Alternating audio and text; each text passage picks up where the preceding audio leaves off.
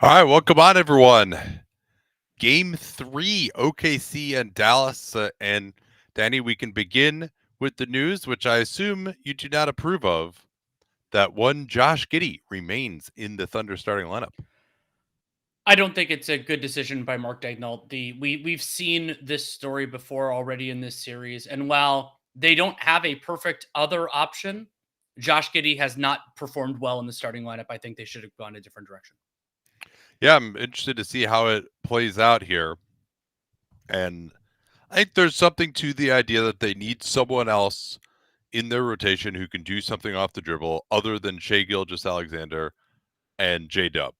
They really don't have anyone else. And we've seen Chet, we've seen Dort try to drive closeouts and really make some pretty bad decisions. And so having someone else in there who can actually get into the lane and make a play, make a decision.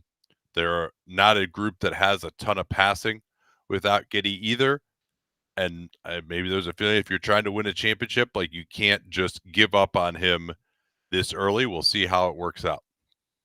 But for this, the chance of winning this game, maybe they would be better off without him. What a job by Lou Dort stealing that tip, by the way. Oh, that was great. Giddey up top here. They're going to try to get him involved right away. They get J-Dub coming off the baseline. Washington switches onto him. Good help, and good help off the strong side corner as well. Here's Holmgren on the move. Floats it up, and he tips it out, but Dallas has it? No, they do not. No, Jones Jr. tried to grab it. Probably a foolish decision because Chet hit it out. Yeah, that would have been Dallas ball. Fresh 14 with Giddey inbounding deep in the corner. The Wizard of Slob. And there he is. He sets it up, and Chet's going to get hit by Jones Jr. It is interesting. Jones Jr., a couple of plays helping off of Shai some. But that'll be something to keep an eye on. Shai is not really a guy who wants to take a lot of spot ups. So that's where it starts off with Josh Giddey getting a quick little pass on a back cut. If they're going to have him out here, use him in that role. And of course, one of the really fun dynamics of this series is how aggressively these big men protect the basket, but still go after the basket themselves. And so that could be fouls, but a lot of times it's just blocked dunks, blocked layup attempts. Yeah, Chet already had his first miss, but Jones Jr. came over to hack him that time, and we'll see if he can actually open the scoring here. No, a couple of missed free throws for Chet Holmgren, who has not been particularly efficient in the playoffs so far. This matchup is one that the Mavs try to go after. They immediately get a little rub screen, and they get a dunk. Chet was a little bit late there, and Shai blamed himself for some failures guarding P.J. Washington in game one, and they immediately give up a screen here. Now Shai attacking, passes behind Dort, though. Dort goes right past Luka, and he drops it off. Good rim read there by Dort, an area in which he's struggled. Speaking of struggling, Kyrie Irving did have 11 assists in game two, but was 2 of 8 from the field. Now they want to have Washington go at Giddey. Holmgren comes over. Oh, nice fake there by Daniel Gafford. Luka wanted a foul, but that's what they've been trying to do, is more of those fakes at the rim, taking their time a little bit more instead of just going up into the opposing big man. Now Dort, they go under on him, and he drains a three. Lou Dort responsible for all 5 OKC points. And that was quite the contest from Daniel Gafford. He was far away from that shot, but Dort drills it. Good screen by Gafford, gets Dort off of Luka. Luka tried to draw the foul. He looked over at the referee again, but he did kind of deviate from his path there. Luka still fantastic from that range, though. Williams in the corner. Giddey, he fires it over Gafford. Missed it. Didn't quite have his feet ready there. It took him a second to kind of get his hands under the ball. They are getting very physical with Luka, and now finally Luka pushes away the arm. And so it looks like, I believe they're going to call that on J-Dub, Jalen Williams. Yes, that is who they called that on. Lou Dort has been extremely handsy with Luka in the early going, and considering how important his foul trouble would be, I think that's a little dicey. They slip P.J. Washington out of it, goes in on Chet, and they're going to count this. and one. Who did they get for the foul? Was it I Chet? believe I think it's Giddey, actually. It must be, because Chet was straight up there, I would say. I think Giddey had a reach. Let's see it. Yeah, so this is something that they clearly are. I mean, maybe a push in the back there. Excuse me, it was not Washington. That is a push in the back. Yeah, it was Jones Jr. rather than Washington. Good strength by Jones Jr. to finish at the rim. But OKC, a focus after game 2 was that they gave up too many easy ones, too many miscommunications. Well, they've given up 5 points already on just quick slips to the basket. Screen out of the corner here to get J-Dub coming out of there, and Kyrie just locked that down. Dort back to Chet, closed down by Washington. It'll be Dort again, getting into the lane. Chet couldn't get his hands on it. That was a tough pass. Shea has not really gotten a touch yet. They've run plays for everyone but him. Good job by Giddey taking away the step back. Luka wants it back. They force Luka towards Shea's help. That sets up Washington for 3. A little long. Luka tips it out. Here's Washington, and he gets the floater. He's been effective from that range in this series. And Dallas, 11 points in less than 3 minutes. OKC looking like they're wobbly early. Here's J-Dub on the drive into Luka's help, and OKC lucky to recover the ball. Yeah, that was a strip by Dallas, but they just couldn't recover the strip. And PJ Washington, that was a giant killer shot by a guy who's 6'10". He deliberately changed the motion there because he thought Chet was going to contest it. But it worked. Yeah. Let's see if they can get Shea involved now. They get it to the corner. Nice pass by Giddey, but missed three-pointer by Dort. Giddey's had a couple of good passes here early, though. They set the step-up screen for Doncic. Chet backing up. Tough shot by Doncic. And is that a foul? Did they give him that call? They did. Man, I didn't see anything. I saw very little there. That is. And that should be an offensive foul. So challenge this. This should absolutely be a challenge. And there it is. Here it is. Yeah, I mean that's a great challenge too. Not only is it a foul on Dort, but it's 3 free throws. You're talking about basically 2.5 points of expected value here. But that was a horrendous call. Like as far as I could tell, maybe we'll get another look at it. But as far as I could tell, the only contact is with Luka's left foot and the leg of Dort, and Luka splays that left foot out by quite a bit. Maybe there's something else on the replay that we'll get a look at here. He's going to step back. No arm contact. Oh, yeah. No, looks like, I mean, maybe does he get him here in the chest with the left arm at all? No, he pulls it back. Does he get him with the body? Oh, he does. Is there maybe the tiniest of taps on the elbow there? That's almost exactly the same as the one that did not get overturned. I can't remember what series it was in, where there was a tiny tap on the elbow. I think this is going to be enough to sustain the call. There's a tiny tap on the elbow. And that occurs before a potential offensive foul by Luka here with the left. But the fact that they're focusing on this is the actual feed. I like that they show this in the arena. They're showing us exactly what the officials are actually looking at right now.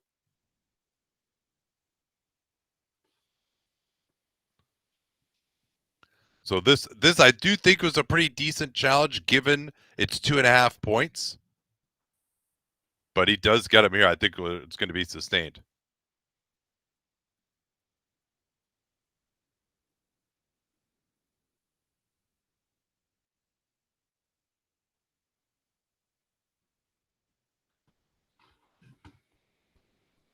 That's right. Yeah. Derek Jones Jr. in the Clippers series, it must have been on Harden. I think it was on Harden, where it was pretty much the exact same play as that, where there was just a scintilla of contact against the elbow. So for those of you who can't actually see this is you'll see it when they come back if you're syncing up.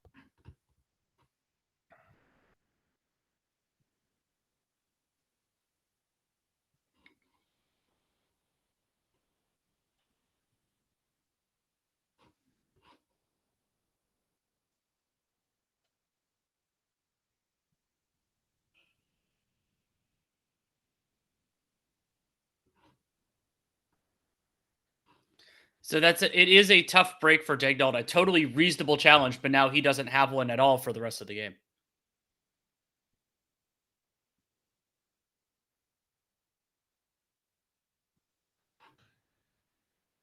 Well, and it was because you had the upside of it being an offensive foul too. It wasn't even that you'd wipe off the 3-shot foul, which is good enough, and then at that point you probably would have had a jump ball with no clear recovery, but they could have gotten the offensive foul. But let's get back to what's going on here. The Thunder offense is looking very wobbly here early. Not necessarily great process. Shai Gilgeous-Alexander has barely touched the ball so far. Some bad passes. A lot of the ball in Lou Dort's hands, which hasn't been particularly successful. Doncic gets that second free throw. He really, still, I've noticed just his shot has looked flat since that injury. Even on his free throw, you could see it's on target, but he's just not getting the same arc and giving it as much of a chance to go in. No subs for OKC. Still the same 5. Yeah. Now the defense has also been a problem. That's where Giddey is additionally an issue. Good denial on Shai. They've actually run a couple of plays for Shai and they've denied him well. Now they finally get him the ball. Gafford on the switch. Giddey, look where Giddey is standing right here. As that's a nice move by Shai over the bigger guy to get to his spot. But Giddey is just standing in a completely useless spot offensively, and Dallas probably should have reacted with that with more help. Trying to post up Washington against Giddey again. Shai looking to come help. Washington goes right through Giddey. Yeah, get his ass out. Yep. It's enough. I'm happy you're conceding it. And I love Dallas just going right after him too. They throw to the corner. That pass is off though. Giddey will try the drive, and he does finish there. All right, keep him in.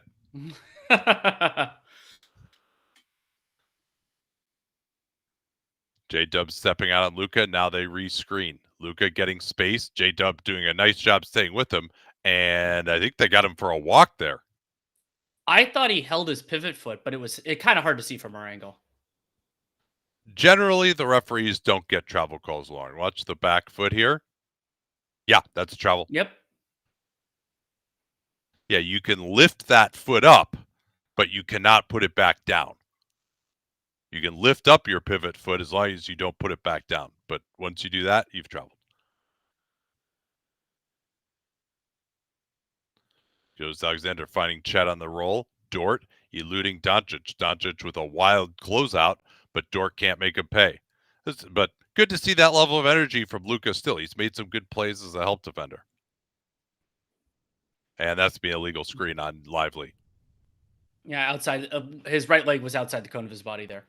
Dort sold He's it a little been doing bit. that all series. Like he just has to tighten that up. Like every screen he sets, his legs are too wide, and so all you have to do is just run into it. Look at this. Yeah, that's way too wide. It's like every time you set a screen like that, all the guy has to do is run into your leg, and it's a foul on you.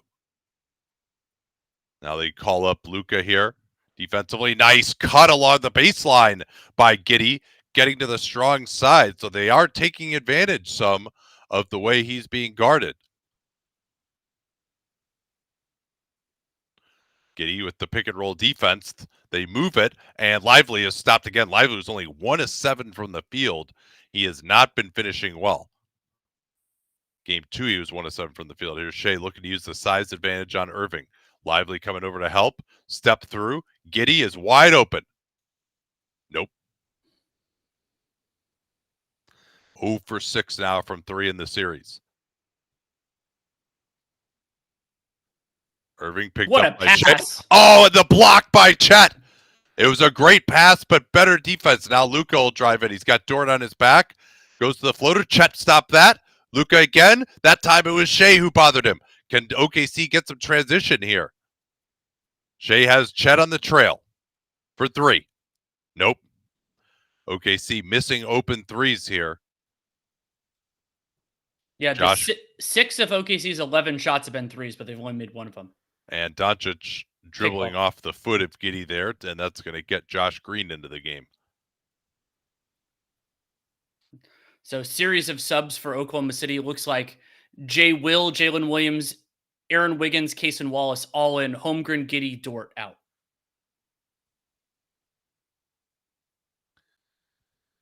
Yeah, Luka getting an early rest as well. This is the same rotation that they went to, as Exum's going to come in too. The same rotation they went to in game 2, and Luka came back in after a nice start. So both teams getting into their bench groups. J-Dub has done a great job on Irving so far. Surely they'll try to get him involved now. And I really like the way the Mavs are making quick decisions as Washington gets another three-pointer. They're making quick decisions out of these two on-the-ball situations. Oh, yes. What a pass by J-Dub, but J. Will cannot finish it. He's going to go to the line, though. That's one he should finish regardless of the foul.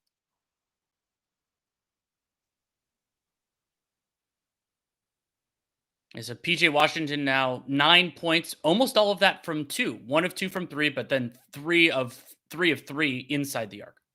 Yeah, Washington had the 29 in game 2, came into that only averaging 10 points a game in the playoffs. And finally, the Thunder rattle home a free throw. How are you feeling about the Thunder right now in terms of their offense? I think it's been shaky overall. They have generated some open shots, but they've generally been by their more limited shooters. So I would say Dallas has had the run of play so far. Same play they just ran? No, they're going to go to the opposite side. Irving still with J-Dub on him. Irving tries to attack, goes into the lane. Tough lefty floater. Great rebound by J-Dub. He's got Wallace ahead, too far ahead, and Wallace just has to eat it.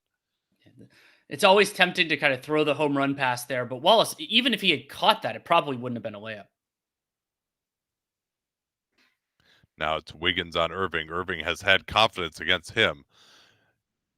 Here's Jay Will coming over to help out. Double team as he picks up his dribble. Throws it away. Shea. No, it's recovered by Washington. Leading to this from Green. Rebound Exum. Green into the lane again. Finding Lively. Lively off the ball quickly. He maybe could have gone up there. They find Washington for his three-pointer. And Lively, I thought he got fouled there by Jay Will. No call. But then another offensive rebound. Washington has been extremely active early. Yeah, and the same group that was good in the second half of game 2 is having a strong play game 3. They get Irving onto Shea. Irving gets over the screen nicely, but Shea gets right through, and someone came in to reach in on him and send him to the foul line.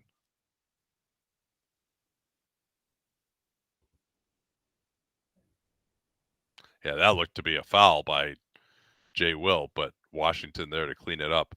Lively's being a little scared to finish is something to keep an eye on here, though. He has not been effective around the basket, and particularly with Chet out of the game, he needs to take his time a little bit more than he has been. Like there's nobody out there who's gonna, if he goes up strong, who's gonna block his shot.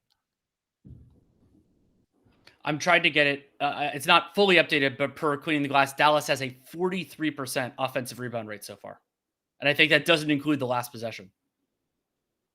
Yeah, so Gafford back in. I love the way that they have substituted their centers. Basically, those guys are pretty interchangeable in what they can do. So, all right, 3-minute stint. You're tired? Come out. Next guy's back in.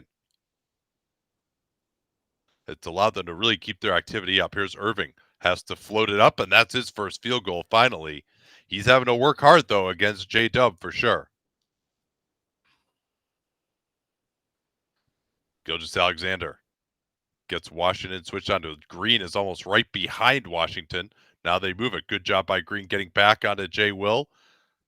Guns a pass to Wiggins. Wiggins on the drive. Curling layup. Not even close. Exum gives them some push and transition. Back to Irving. Nice job by Shea picking up there defensively. Exum not looking to shoot that shot. They'll go into the delay game here with Gafford. Green to his left. Gafford lost it. Still trying to fight it up. And he goes down. That was great defense by OKC. They never got into either Washington or Irving's hands. That's the two playmakers with this group. Washington switching on to Shea. Shea gets past him, but he was scared by Gafford. They move it to Wallace. Tipped out. More transition for the Mavs. Exum with his head up, and he throws it away. And I that may have hit Wallace on the foot. It was a bad pass, but I think OKC touched it. Indeed, that is the ruling. But I like the Dante Exum, Kyrie Irving pairing because you have two guys that can push the ball up the floor, and the transition is a big part of Dallas's identity in the non-Luka minutes. Yeah, OKC hasn't really been able to space out Daniel Gafford the way I thought they would be able to in this series. He really was an issue for Shea in that last drive. Irving now guarded by Wallace. Got to eat up the space there. Can't just let him shoot it. Yep, you just cannot let him shoot. Nobody who's a good shooter, you have to make them take at least one dribble, or they're just going to make it every time. Obviously, that's a bit of hyperbole, but it's pretty close. Jones Jr. is back in to guard Shea. They want to get Exum on him. Shea drives in, gets to that spot, goes to turn around, but he didn't trust the shooter next to him that they were gapping off of and had to take a difficult one. Dallas's defense has been fantastic so far. Wallace, let's see if he learned his lesson. They get it to Jones Jr. He'll fire the three, and that time the gap of Shea forced Irving to give it up, and Jones Jr. above the break, not as good there. Shea's one-on-one attacks have not really profited against Jones Jr. Now he tries a tough one. Man, I think he's made every single one of those plays where he drives right and then steps back to his right along the baseline. Yeah, I mean, the last two, though, have been tough with Exum and Derek Jones Jr. He's split them, but if that's the kind of shots you're getting, Yeah, he just has a certain rhythm right from that spot, it seems like. And we'll go the other way here. I thought that was a little bit of an acting job by Joe. I thought that one maybe they could have let go because it seemed to be like Green is under control there. He's not going through the body. He's kind of stopping as he runs into him. But I'm going to grab myself a quick tea here while we finally have a second to breathe.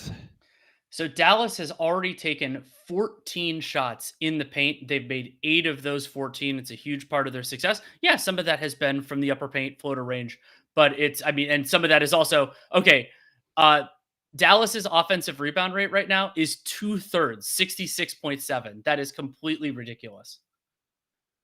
So Dallas right now, they're 10 of 20. So, I mean, I think there's something with a little bit of a delay there with cleaning the glass. So that means they've missed 10 shots. Oh, and 1 free throw.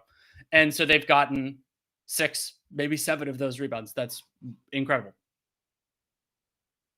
What's the average on shots in the paint? I think it's like 66% and 44%. 66% from the restricted area and then 44% from floater range. But I think you take more restricted area, so it's probably closer to, I don't know, like 6, maybe like high 50s, low 60s would be my guess.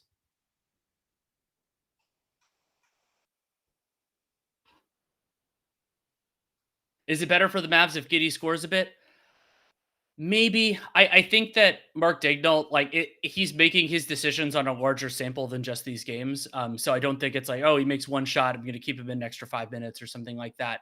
But broadly speaking, yes, I think that a few of those can be positive for them. Maybe they try to feed him a little bit more. But the point, and we've done a few of these games now, so I feel like I've made it plenty of times.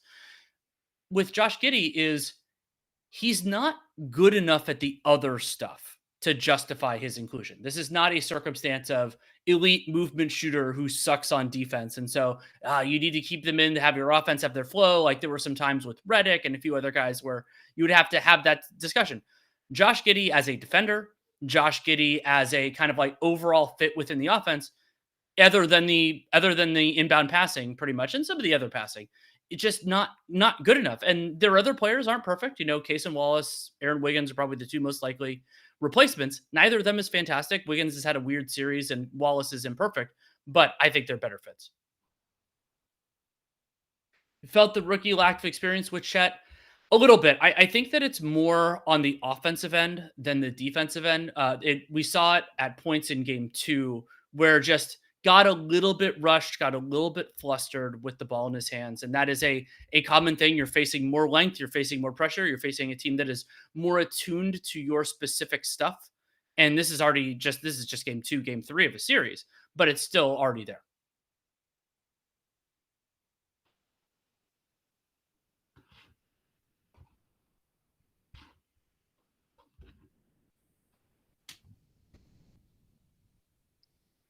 We're getting the Luka falling montage.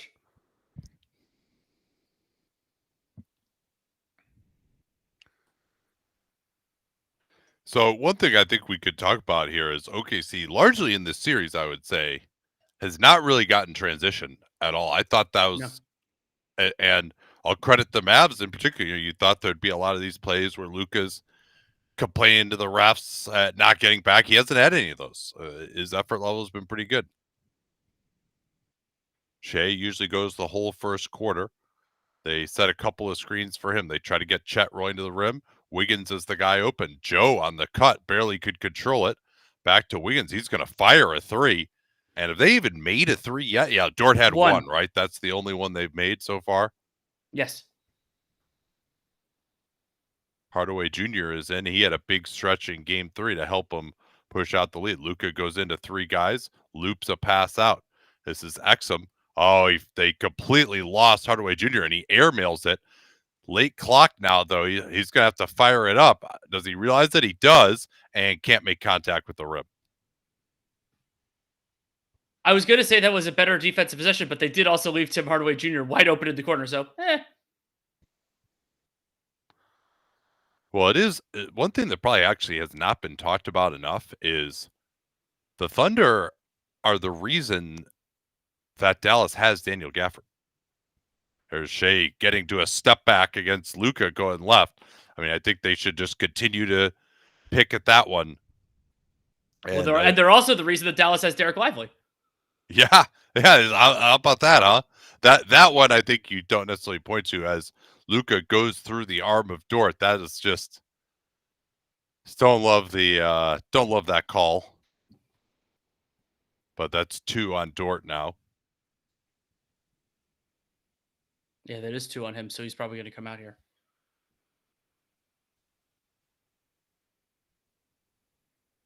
Like to get a replay of that foul. It happened on the other side. We didn't get a great look at it. And the other players with 2 fouls, Derek Lively and Josh Green, both of whom had, I believe, 1 offensive foul of their 2. Oh, yeah. That's a horseshit call. Yeah, I mean, all right. He's touching his lower back a little bit. Like, that's not really a foul anymore in theory. I do think that one problem with this reinterpretation is that I have been really at a loss for what a foul is. I think the players are to some degree too. Oh, terrible pass by J-Dub, who's recently back into the game between the wickets of Joe. That's just got to be more accurate.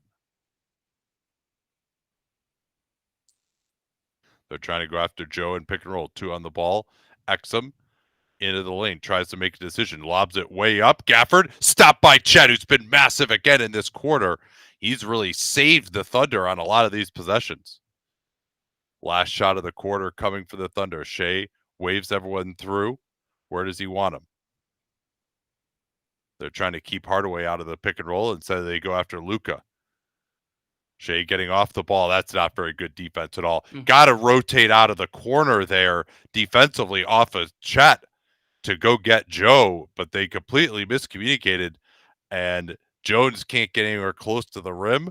And OKC, very lucky. They get a couple of threes right at the end from Gilgeous-Alexander and Joe, and that leads to them only being down by 3 after a quarter in which Dallas, to me, has dominated. I think Dallas has dominated as well, and we've seen it in the Minnesota series as well. The benefit of having your best, most trusted shooter right next to the ball handler at the top of above the break. And so that means that any help, any miscommunications there leads to a good shooter being open and a faster pass to get it to him. And so the Thunder take advantage with that Isaiah Joe 3. All right. So Kyle asks, why are OKC the reason Dallas has Lively and Gafford? You want to explain that? Sure. So the Lively one is the easier one because the pick that Derek Lively was chosen with was Oklahoma City. So basically, what was that the OKC really wanted Cason Wallace, and so OKC moved up to 10, and in exchange for that, they took on Davis Bertans' contract, which was fully guaranteed for last year, partially guaranteed for the coming year, and so they did that. So that's how Dallas ended up with Lively, and with Gafford, it's that the Mavericks and the Wizards needed a facilitator for in the trade, and so the pick. And correct me if I'm wrong, but so basically, you want to get that part of it? I can't remember exactly. Yeah, I know they were a facilitator, but how were they? So the Wizards wanted an actual pick. That's right. A swap wouldn't have been useful for them because they're going to suck. So what Dallas did is they traded a swap. I think it was in 2027 to OKC. I'll pull it. Might have been 26 for a Clippers first rounder that OKC had in 2026. That's what I believe was the exchange. Because Washington said, it's great you have a swap. We need an actual pick. Yeah, so it's a 2028 swap that That's OKC right. Oh, has yeah, with it's Dallas. the 2027 first is what they traded to get Washington. Correct.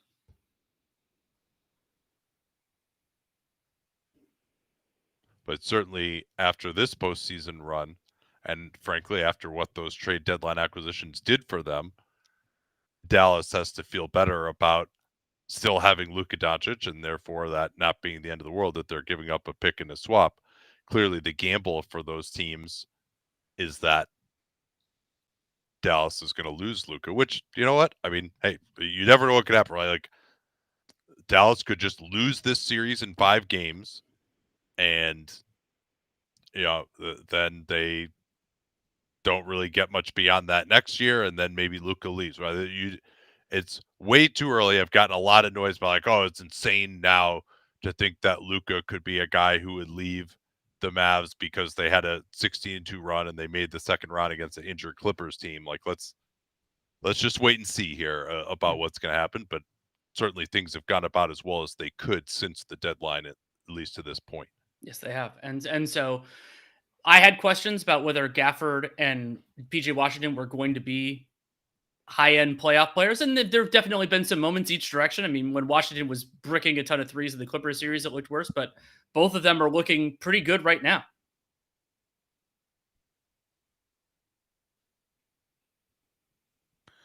So with Dort out, it's J-Dub on Luka. They try to run a Spain pick and roll.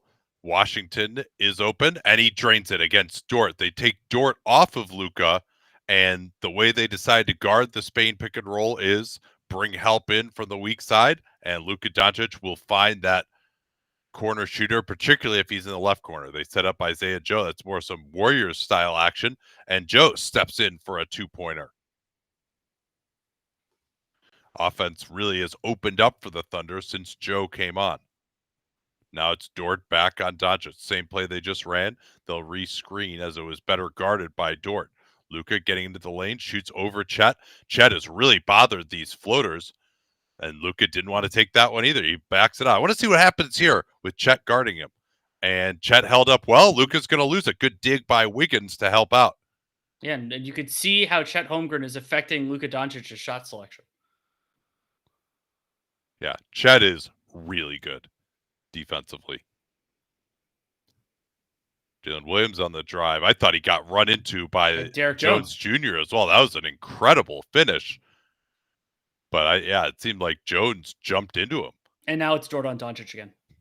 Yeah, as it was last possession. They started off with J-Dub. Here's Hardaway Jr. getting wide open. Can't make that one. Bodies go flying. Good job by J-Dub preventing the rebound. Back to J-Dub, switching Gafford onto him. Step back, Wiggins. He'll try the baseline, cut off nicely by Washington. Still, it's Gafford on J-Dub. Crossover into the lane, kick out. Joe, quick three. And Isaiah Joe is 3 for 3 now. OKC gets their first lead. And I love the approach from J-Dub not settling for the step back, getting into the lane and making a play against the switch. Here's Doncic. Finally scores one over Chet Holmgren. That's going to be a delay of game on Doncic.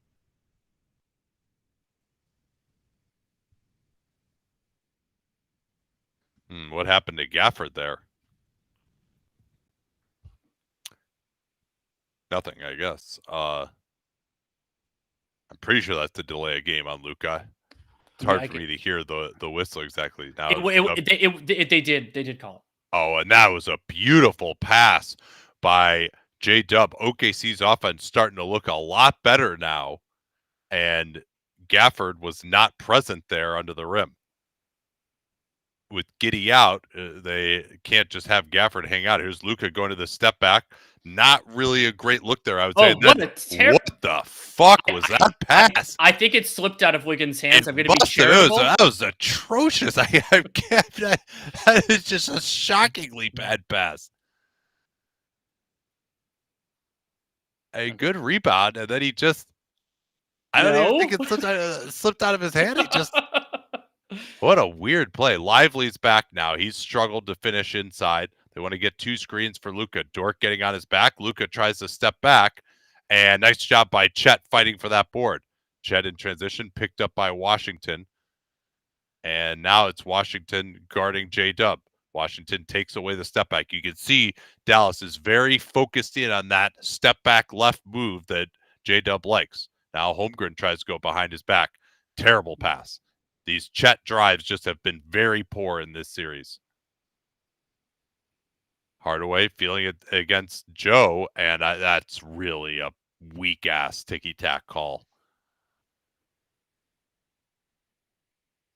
But at least they don't call it a shooting foul. Yeah, and you could see Tim Hardaway Jr. was reading that the entire time, and Holmgren was telegraphing. He was looking and had his hands in exactly the right place. He's like, this is what I'm doing. Here's Irving back in the game. He sets up Lively. I thought Lively maybe got undercut there a little bit, but Lively still can't buy one. Here's J-Dub on the move. His three is good, and OKC starting to hit these open ones. Jason Kidd needs a timeout. Yes, go ahead. No, sorry. I thought Lively was limping there, but I think he's okay. And we've seen just so much more life in this Oklahoma City offense. It's partially tied in with when Josh Giddey hasn't been on the floor, but also just having Isaiah Joe, a volume shooter who they know how to find, makes a world of difference. Yeah, Joe, I think, has been the biggest thing. I mean, and they've been doing this without Shea right now as well. Yeah, there's some parallels with the run that Dallas did in Game 2 without Luka on the floor, where they had to distribute the ball a little bit more, had to kind of democratize the offense a little bit, and it ended up working out well. Yeah, so far, Dallas has a 60% offensive rebound rate, and Oklahoma City has a 9% offensive rebound rate. That is a significant part of the possession game, though turnovers are OKC favored rather than Dallas. How many second chance points do they have? I'll look it up, actually. Second chance points, only 4. So Dallas has 8 offensive rebounds, only 4 second chance points. Yeah, that's pretty striking. Because most of these rebounds have been kind of, tip outs further away from the rim. It hasn't just been like they're crushing a tip dunk or something like that. No, and Chet Holmgren is usually still around the basket, so that also changes some of the second chances too. Yeah.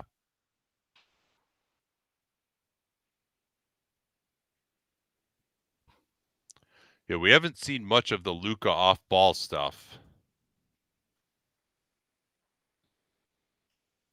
What's Dallas shooting in the paint? It can't be good. It isn't. So they're 50% overall. They're 9 of 18. 18 is a ton of paint, but yeah, but that's what happens when you get 8 offensive rebounds. 4 of 8 restricted, 5 of 10 floater. And then OKC, they are 6 of 9 in the paint overall, 3 of 4 restricted area. And OKC is interestingly, they are, well, that can't be right. J-Dub just hit a corner 3. Unless they just mislogged it. This has OKC is 0 of 5 from the corners and 4 of 6 above the break. The actual shot plot, yeah, it has a make.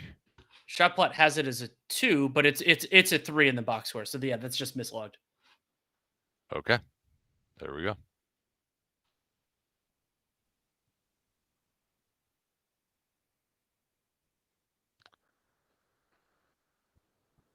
Can OKC get their defensive rebounding problems under control? I think they probably can. I think it's going to be okay. Yeah, and especially when there are some of these are still like the second chance points are well contested, all that. It'll improve for them.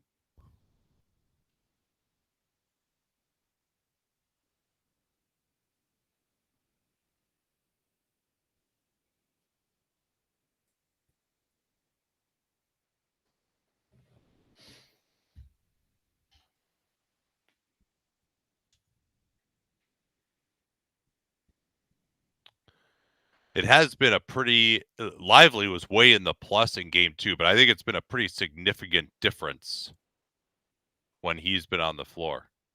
Trying to pressure up full court against Washington. They don't want Luka to bring it up against pressure. Luka going to try to post up here off the screen against Dort, see if he can pick up his third. Likes to go through the arm. Missed it, though. Good job by Dort not fouling. That's Luka's pet move on that right block, is to go right shoulder and try to go up through the arm. Now they get Luka out on the floor underneath Dort. They had Dub on the cut. They missed him. Now he's underneath. Late clock. Good pass. Weak side. Dort tripped. Fires it. Not close. And wait, there were 2 plays there where OKC got guys in the air and didn't try to draw a foul. Irving on the pull up. Man, he's struggling, but we're going to get a foul on Holmgren on the box out against Lively. I didn't see a ton of contact there, but I'd like to see it again. Yeah, especially because Lively actually gets the ball. I don't think that's necessary to call. But usually when you're not turned around and boxing out, you're vulnerable to that call. Oh, they overhelped there. They escaped there. Lucky. There's another rebound and leads to this 3 from Hardaway. That's an example of not good enough rebounding. Sure. That was Kyrie on the backside, right? Yep. Yeah, because they're scrambled after overhelping on Lively. Here's a tough fadeaway by J-Dub. This is the playoff crucible for him, as there's another 3 from Hardaway Jr. Irving trying to run it down, but Wiggins gets to it. J-Dub on the drive. Oh, Luka had the steal, but just couldn't corral it. Yeah, it's funny how these limited defensive players, Harden was the first guy I really noticed it for, but Halliburton and Luka do this too. They're such good pass anticipators that those are the plays they most often do. It's like, oh, this is a weird pass, but I know it's coming.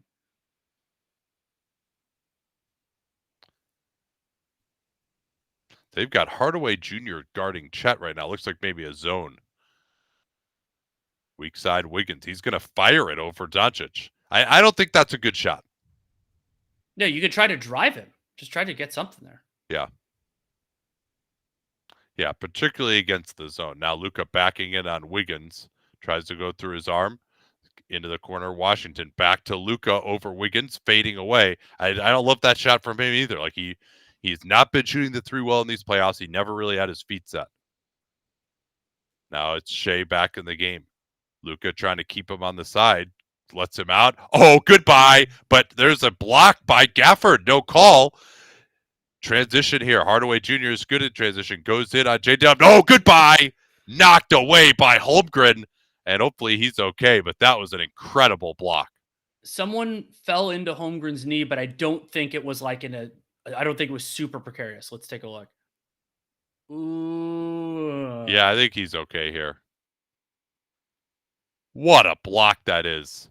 Yeah, it was actually the shooter, Hardaway, who falls in as he's landing.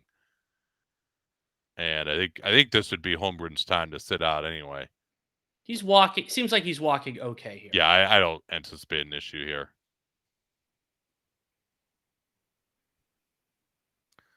Irving, pocket pass to Lively, and he finally gets one. Timeout by OKC as they've started to struggle to shoot on the other end, and Dallas has gotten a couple of easy ones.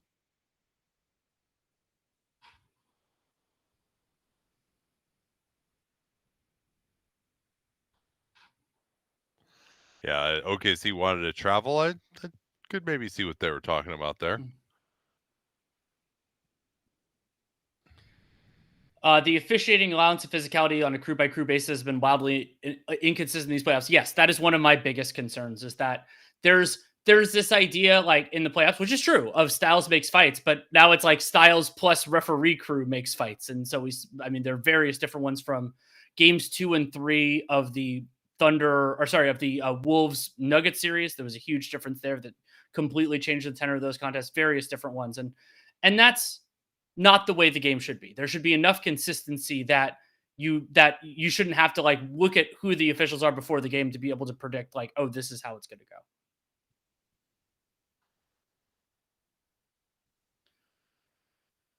If the Thunder lose this game, is Daigneault forced to crucible Giddey? Not forced to. I think that it becomes more acceptable in that sense to do it. But I wonder if he plays it all the rest of this half. I don't. Well, so it's notable that he hasn't been out here because these non-Shea minutes, it's typically Giddey, and I think that's a part of why the OKC offense has worked well. You do run into some limitations, like there are some stagnant possessions, but having extra shooting out there has made a difference. I hadn't even really thought about it. I'm gonna put that in my notes. Well, and then you would also imagine that he's not going to start the second half. But yeah, that's fascinating to just not play him at all. But like, they need to win this game. Yeah, is Giddey going to get the ultra bogans? He might. Particularly, how long did it take them to take him out? Let me see. It was 6 minutes and 13 seconds. Yeah.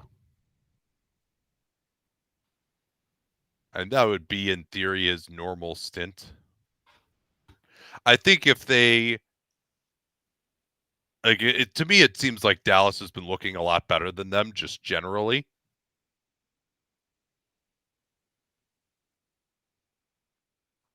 And so if they, were up 8 points right now and things were going well, like, sure, bring him back. But I think Daigneault's realizing, like, he can't fuck around. Like, you really don't want to go down 2-1 in this series. Agreed.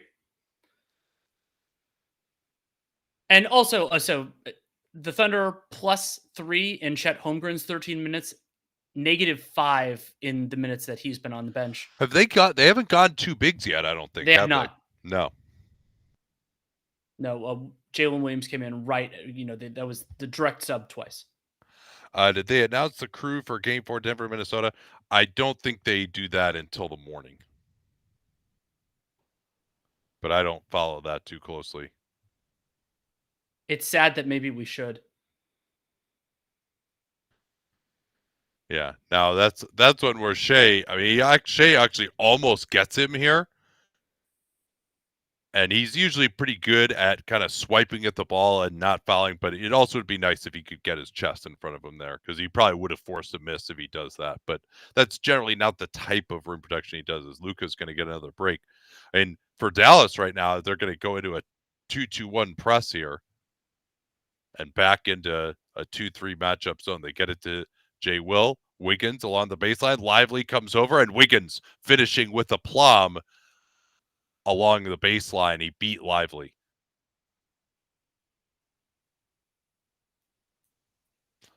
Washington trying to post up on Wiggins. I think they like these matchups against Wiggins. Washington, beautiful lefty hook finish there. He's been outstanding. Yeah, he's inside the arc game, impressing me both in this game and game 2. Yeah, third scorer for Dallas that they've desperately needed. Shea, weak side Dort. He'll drive it, passes it back out. Good recovery by Irving. Shea shoots over him, but Irving got him in the arm. That is Kyrie Irving's first foul. No one on either team has 3. Only players with 2, Lively, Josh Green, Lou Dort. Yeah, that was a nice touch by PJ Washington. Team fouls, Dallas has 1, OKC has 2. So not really any foul difficulty so far in this second quarter. Corey says, has Chet clearly been OKC's best player? That's always a tough call when you consider the latent value of an offensive star. I'm loath to say that. Shea is just so good offensively. As now the Thunder go into a 1-2-2 zone. Oh, there's Giddey. Yeah, Giddey is back, and Lively misses the hook shot against Jay Will. He was under control that time, but just couldn't get it. There's Shea going out around Lively, but he had to airmail that finish. And what is this? Do they shove Giddey in the rebounding? Yes, they called a foul Green on Giddey here, and that is Josh Green's third. Yeah, Giddey got inside. I guess he was held. That's yeah. Some Aussie on Aussie non-violence. But still called.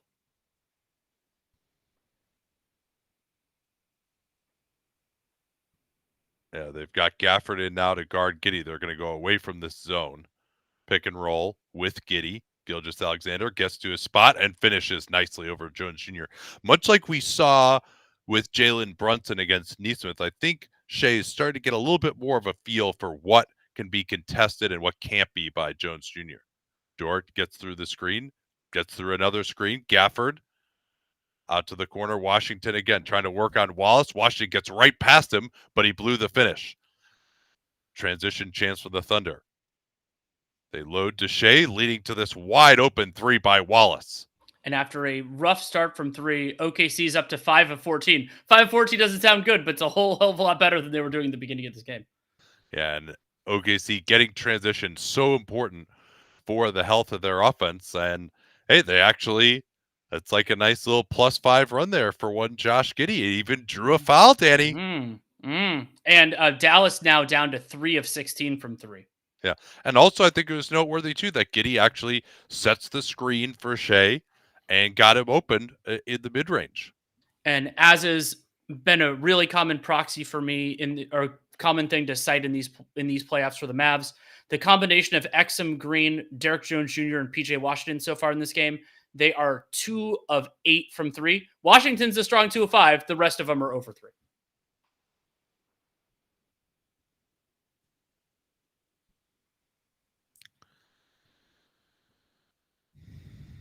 What would the Thunder get for Giddey realistically? They would definitely get at least one first-round pick or a player of interest for him. I mean, Giddey. Yeah, I don't think they would get more than like a middling first. And there are still teams that would be interested in the draft pedigree and the talent there. But I think that and Giddey, I think he can help out a team that is not in OKC's position. But is that team going to give a premium? Because the other challenge with Giddey is he's closer to getting that raise. This isn't the point where it's like, oh, we got him at the beginning and we'll see where things go. It's like he's going to be some version of properly paid pretty soon. Yeah, Dallas is only 3 of 16 from downtown.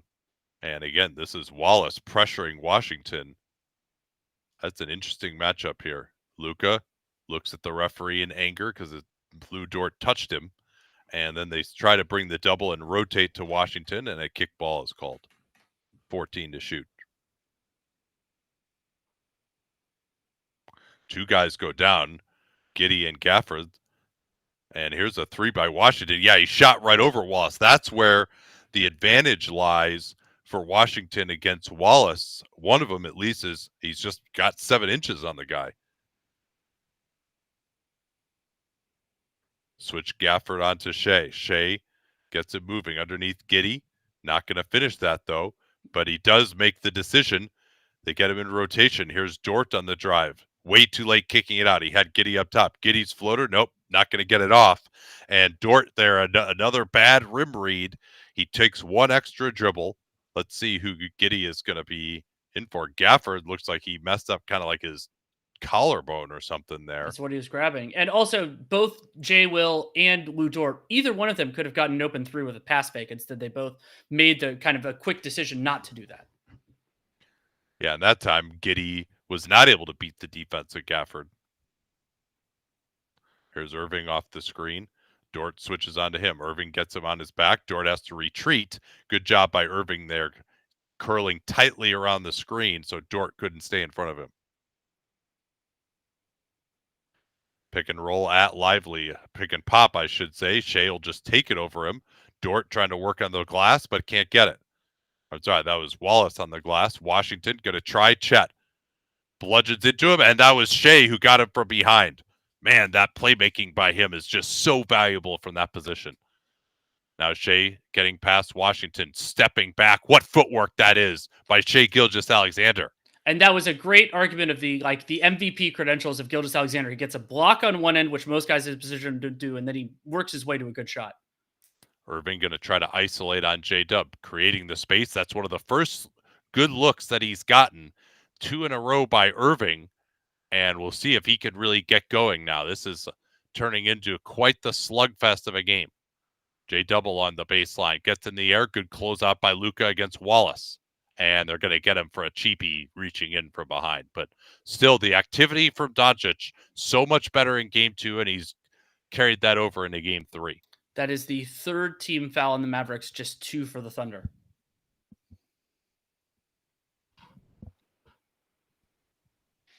It has not been a high foul game at all after a couple of touch fouls early. Dort switches the angle of the screen. Jones got through it. Oh, what a pass by Shea, but Washington is still there on Joe. Now Holmgren. He'll have to fire late clock. Missed it. There's been some very good defense from Dallas the last few possessions. Yeah, not very good spacing by OKC, I would say. Here's Luka getting Chet in the air, and finally they solve the Chet riddle. Doncic getting to the basket in transition off the good defense. And that is Holmgren's second foul, so we'll have to keep an eye on that the remainder. And Chet, I think he could have waited an extra beat there. Like, he's so tall, just wait to see what Luka's going to do. Yeah, but that's the brilliance of Luka Doncic. He's kind of got into the lane. Chet's bothered his floater a little bit by jumping early, so he goes to a different approach.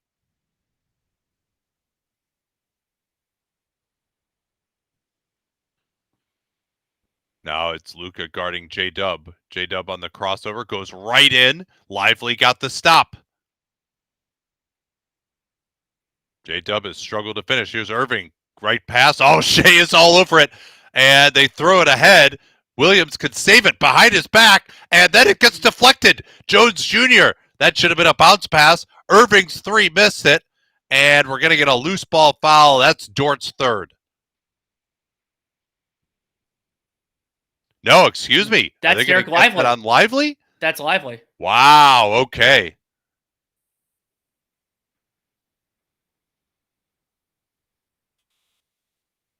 Oh, I consider a challenge there.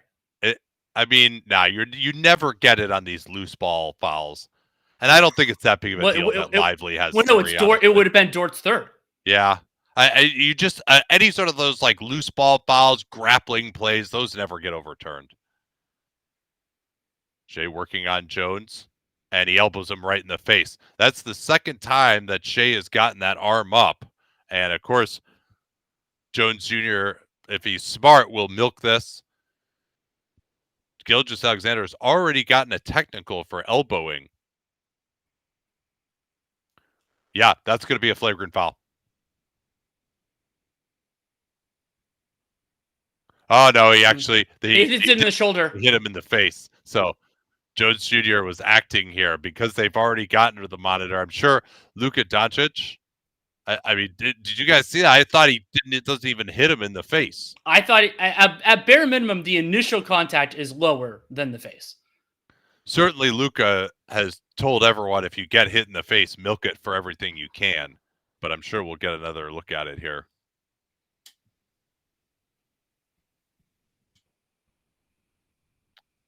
It looks bad from that angle. But it was it's the reverse. Up, but he doesn't hit him with the elbow either. Yeah, that does not make contact with his face. And also, Jones Jr. is trying to reach in at the same time. So to me, it's an offensive foul, but not a flagrant. Yeah, it is surely an offensive foul. You're not allowed to use your arm, in theory, and to hold the guy off. This is a long rest for these guys, too.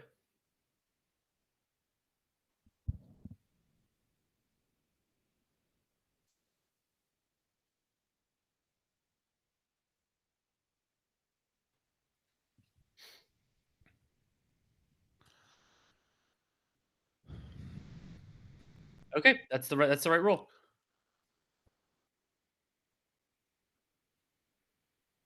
Yeah, that view shows too. He's not really like getting the arm that far out. Like I think that it's an offensive foul is the right call.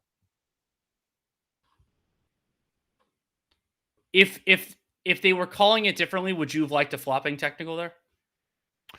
Uh I think no, there's enough because he does, context. that's not what it's technically supposed to be. He doesn't like he doesn't do the DiVincenzo both arms theatrics. Like he grabbed his face afterwards, which was bullshit, but it's not a that's not considered a flop by what the rule's supposed to be. Here's Luka, late clock. Jones Jr. is gonna have to shoot it over Joe, and good box out by Holmgren against Lively. No transition here though for OKC. J Dub has really struggled. They've got Luka and Shea. They need to throw Shea the ball here. Instead, they'll get it done. That's acceptable. It's pretty good. Pretty good. So I'm wondering what the status is of Gafford at the moment. Irving one-on-one. J Dub gets in on him. J Dub says it's going the other way, and he's right. Is it kind of feeling like Gafford is the new Anthony Davis, and that there's almost always something, and that something is often small, but it's just always there?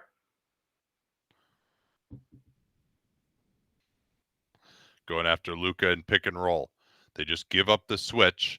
They just don't have space. Like, see, look at that. He scores, but like Lou Dort is just standing under the rim. I realize they want to get like a quick roll, but once that hasn't happened, you got to get out of there.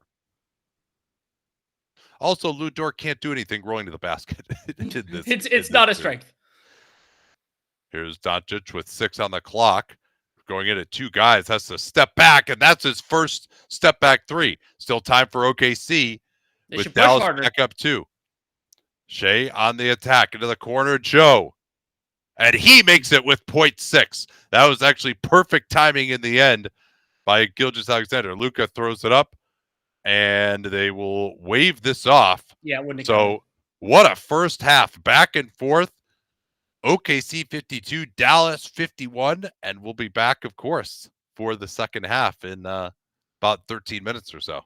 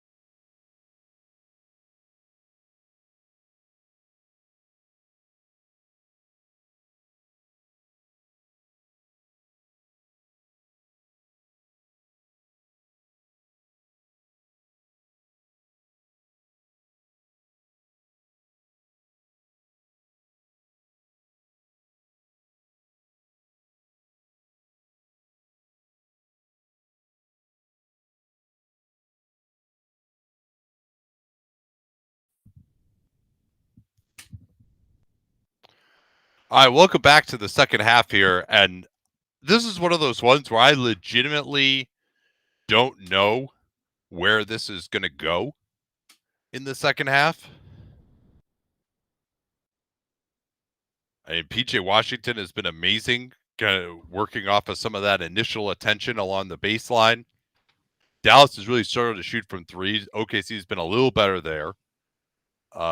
OKC has done nothing on the glass on either end, but Dallas has. It seems like Dallas has had maybe better opportunities in general. Spain pick and roll set up, and Chet tried to draw a moving screen. He falls down, and they get the dunk for Gafford, who appears to be okay after heading to the locker room late in the first half.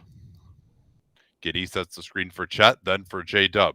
J-Dub gets to a spot going left, and he's just so nasty from the mid-range if he can get open, which they've done a good job of preventing largely in this series. And he didn't really feel Gafford's contest there, and it is Josh Giddey on the floor. Normal starting five for OKC. Oh, they've got Luka trying to post up. Here's Washington Jr., and that time Chet intimidated him into the floater, and they're going to get Gafford on a cheapie here, fouling Chet. That is only Gafford's first, but I mean, for you get your hand in the cookie jar, reasonable work by Chet to take advantage of it. Yeah, OKC is also 6 of 9 from mid-range so far. They're going after Gafford and pick and roll. Kick it out. Chet's three-pointer, way short. Great contest there by Washington. I thought that might have been blocked. They're saying it wasn't. Yeah, Washington almost intercepted the pass, and then Chet, his not being able to make three-pointers is a problem for OKC, the way they want to play. Trying to go after Giddey. Irving rejects the screen. And no, was that a pass or a shot? I think that was a shot. Who knows? It's Kyrie. That's probably a shot in that case. Here's J-Dub getting to his spot quickly in transition. They've tried to speed up the pace and get going downhill at Luka. And it's interesting. J-Dub has struggled in a lot of the mixed lineups, but he's getting into a groove here with the starters. Into the corner. Washington closed out on. Here's Jones Jr., and he throws it away. He had Gafford open.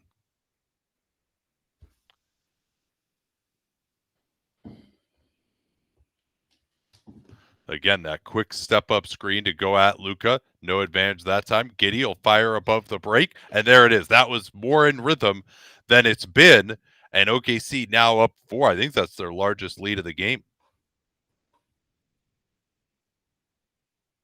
Irving calling up Gafford, wants to switch sides here through him. Twists for Luka. Gafford goes away from it. Back to Irving. J-Dub tried to draw the foul. Wow, Jones Jr., going to his left like that without his feet set, that's not a good shot for him. Now they're going at Luka in that quick step-up screen again. Washington back in front. Oh, they actually had J-Dub on the cut. Here's Giddey along the baseline, goes right past Gafford. I thought that was a foul too. And looks like Kidd is going to get a quick timeout here. And that is a quick break for me. 6 points is OKC's largest lead of the game so far. It seemed like Gafford got Giddey there. I'm surprised they didn't call that. Has Shai Gilgeous-Alexander overall lived up to your expectations coming out of the regular season? Yeah, he's about. Without looking at the stats of it, I would say he's kind of met them. I would say he hasn't exceeded them so far. But they, it was a weird first round series going against New Orleans team that was incomplete. Though they did have good defenders on him, I thought Shai had a good series overall. And then so far here, I think he's been solid. And so I'm just looking at this is the first time I've looked at the numbers on overall. 57% true shooting on 32.6 usage. And then if you want to look at it kind of threes and twos, 33% on 3.8 threes per 36, 48% from the field. So over 50% on twos. So yeah, I'd say that seems about reasonable to me. And his defense has really lived up. I think that there have been a few rough possessions, but the defensive playmaking has largely carried over. And it's made a big difference in this game and a few of the others in overall in the playoffs.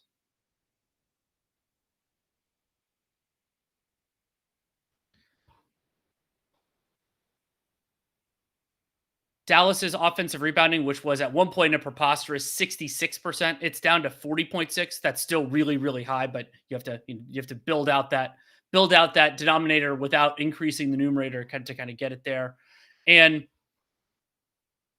overall from Dallas, like Dallas's shot chart, I mean, it's pretty interesting. So they're 16 of 32 in the paint. That's still 50%. They've basically been around 50% the entire game, but they've gotten that volume up. But 1 for 3 on mid-rangers, 3 for 8 on corner threes, and 2 for 12, including a heave on above the break three. So Dallas's shooting hasn't been up to the level that they probably need it to be competitive in this game. But it doesn't, I think the quality of shot for Dallas on the jumpers has been broadly in line, both in terms of the openness and who's shooting it. I mean, you have Kyrie and Luka have 6 of their 23s. PJ Washington has 6 of their 23s, and then Hardaway has it. So then that means Josh Green, Derek Jones Jr., and Exum, I've largely grouped them differently. But those guys who are a little bit shakier, they've only taken 4. I think as Dallas, you're fine with that distribution. You just like a couple more of them to go in.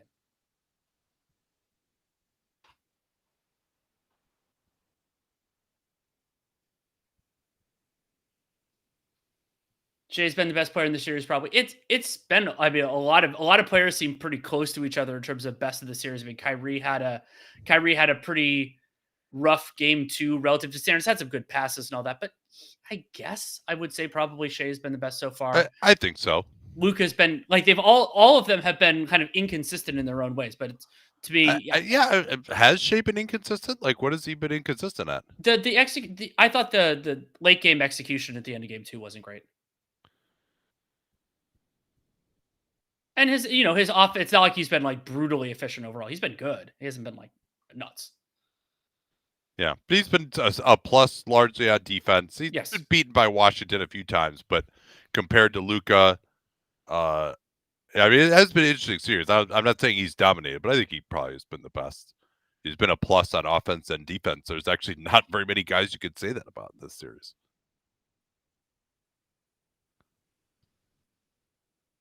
Trying to go under that screen is Doherty, runs into it. Luka fights it up, and it's loose. Lively took it away from Giddey. Not enough there from the Thunder support guys. And Chet with more great defense. Finally, they're able to get the rebound. Chet Holmgren has been nearly impossible to score against. Here's Shai, gets his forearm into the chest of Derek Jones Jr. Again, another example of Shai starting to kind of get him timed out a little bit. Here's Irving, got separation, but Dort came off of Luka to help out. Here's another stop by Chet at the rim, and a strip down low. I think that was actually a block by Shai. The second one definitely was, leading to this 3 by Dort. Ooh, that could have made it an 11-point game. Luka with the chance to push it up here. He's got Shai on him. Is he going to try him? Crosses over, and he's stopped. I think it was J-Dub who got the strip. 2-on-1, Giddey up to J-Dub. And it is a double-digit lead for the Oklahoma City Thunder. I don't think they'd led by 4 before this stretch, and now they're up 10. Josh Green is at the table. Irving airmailed that pass. Lively's well beyond the play. Everyone's tired right now with all this transition. Shai goes into Washington, thought he was going to draw the foul. He didn't, but I thought Holmgren hit that off of Irving. I guess I was wrong. I think it went up off of Holmgren's hand. And Dallas is the one who's losing some composure here. Yeah, the Thunder forcing turnovers. Forcing misses at the rim, and that's keyed their transition. Irving has got to get going here. Luka is not at his normal level again. There's the pass underneath. Nice pass by Josh Green against Holmgren, and they're finally going to get something out of these rim attacks. Shai Gilgeous-Alexander is credited with 4 blocks in this game. And he almost had that one, honestly.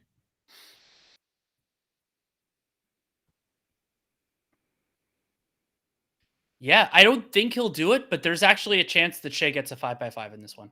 He need a lot of steals, but if you need somebody to get 4 steals and a half, Shai Gilgeous-Alexander is the guy that you can do.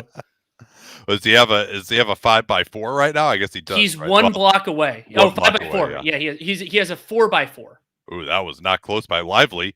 And Thunder are able to get that loose ball. They've kind of had a bunch of these rebounds that get batted around. They're actually corralling them now. Giddey guarded by Lively, who backs off of him. Luka is on Chet. Giddey will just fire. And Shai kept it alive. Irving is down. Shai backing down on Green. No help comes. Shea fades away, and maybe could have got a better look there. I think Luka got hit in the head by Lively there, but he's okay. Oh, nice get ahead, and that's going to be a fourth on Dort. That is his third, I believe. Well, that all happens because it was not even really transition. They just did not match up adequately. And I mean, you know what Chet should have done there? He should have just ignored Josh Green and stayed around the basket. Well, the other thing too is nobody else is. There were guys there who could have picked up Lively, and Dort just didn't see him running past him until it was too late.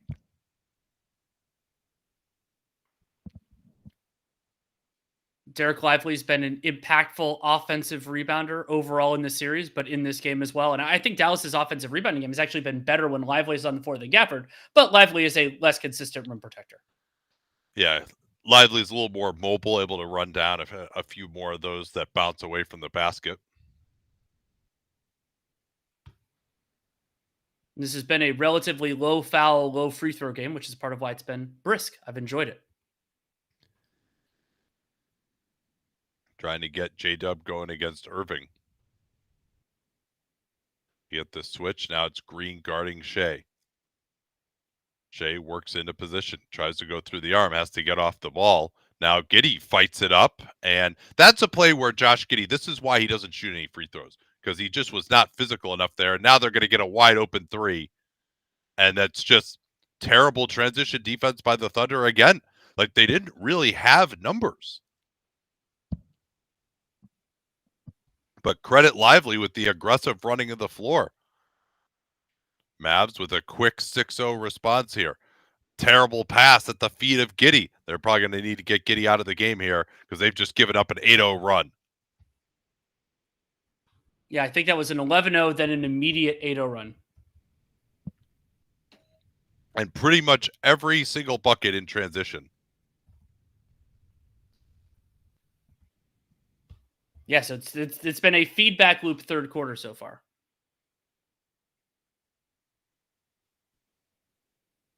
That passes on J-Dub right. I agree. I think that he went in the air without too much of a plan. There were 3 Mavericks around it. He threw a bounce pass to a guy's feet.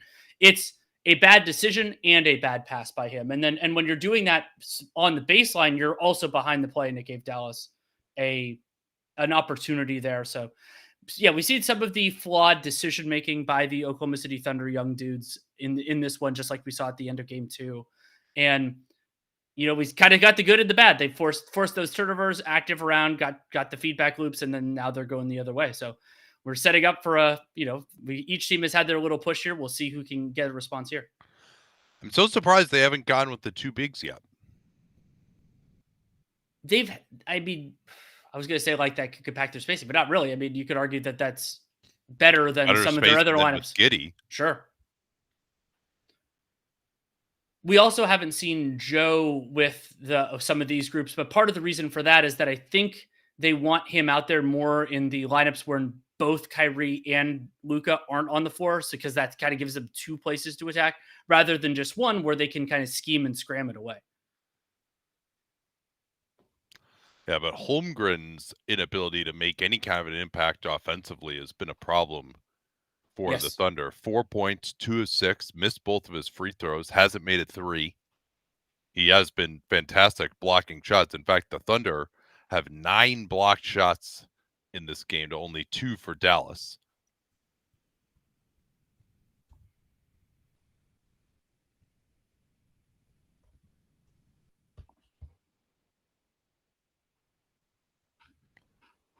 But I think it's time to take out Giddey. This is about the time anyway. And go with Joe or Wiggins. To the extent they can, if you can get their center matched up in pick and roll defense against your center, that would be great for them. Not only to be able to pick and pop, but also to, because neither Lively nor Gafford are like amazing pick and roll defense technicians. And I think you can get Chet behind them and get some alley-oops, or they'll have to back off, and then Shea or J-Dub can get into the lane and score. But it's easier said than done, because Dallas has been trying to keep their center off of that matchup with Chet. Well, it says something about the limitations of Holmgren that he can't eat in that. Like, so by virtue, you're sacrificing something, putting your big on someone else. But Holmgren, he's just, you could kind of, the idea, we used to talk about this with Porzingis, of like, if you could defend him with a smaller player, it negates some of the advantage.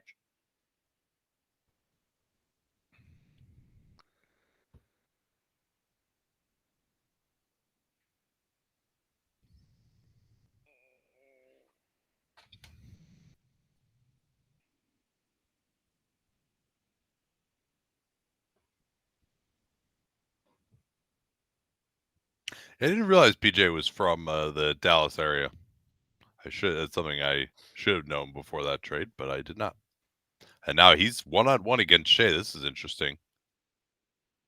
Yeah, it is Joe and Jalen Williams, and they try to get the Spain pick and roll. Good pass fake leads to a wide open three. That's not even close. Luka keeps it in. Dallas could tie or take the lead on this possession. They've got Washington in transition. He could go right through Shea. Instead, he sets up the pass in the corner. That was a really nice play there, because usually you'd think he's got the smaller Shea out. He wants to try to go right through him in transition, but he made the right pass.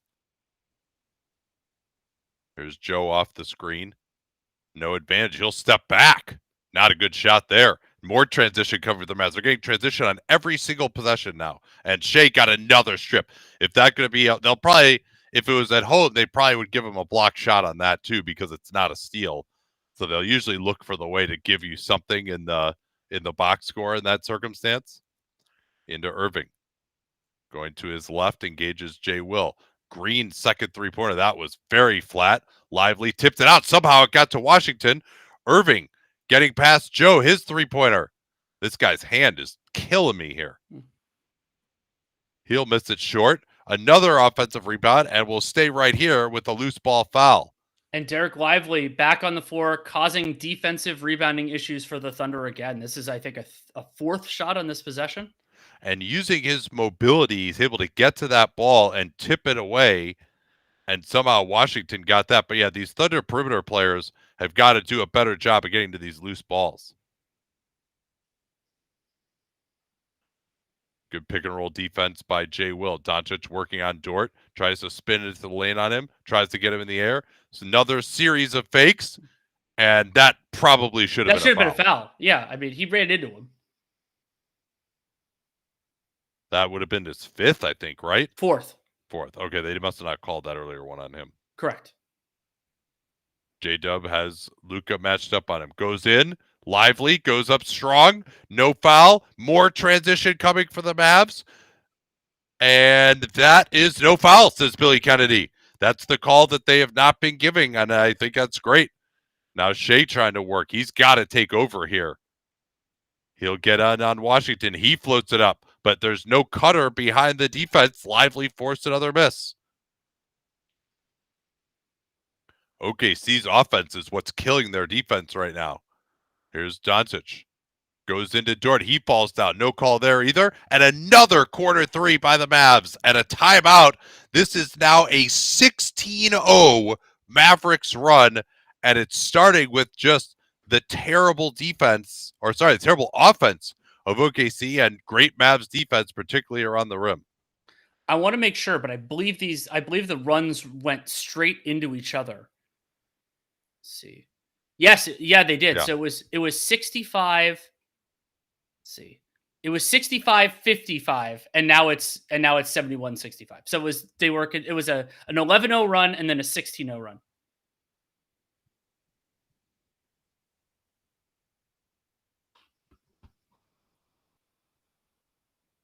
Mavs have hit 3 threes from that left corner just in this quarter, and I believe all of them have come off a transition. I think they have, yeah.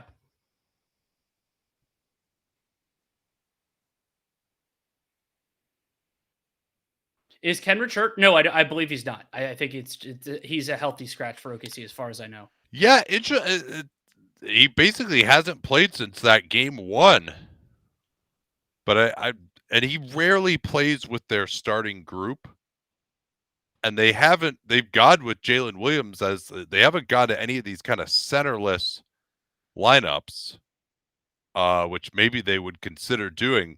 But Kenrich, he rarely plays next to a big. He would help their rebounding, I think. Like they could kind of do Kenrich in place of the some of the lineups that we've talked about with Jay Will and Chet together. You could use Kenrich in some of that.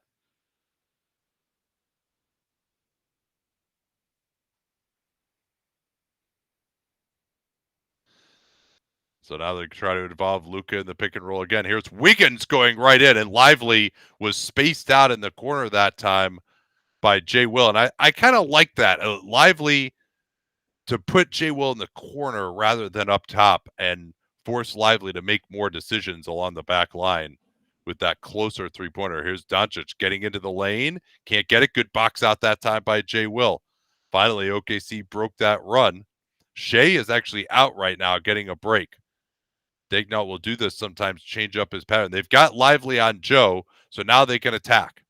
Great defense by Josh Green a number of times, and they stay solid. Late clock, it'll have to be Dort to just fire it. Oh, that is a huge shot after a really good defensive possession by Dallas.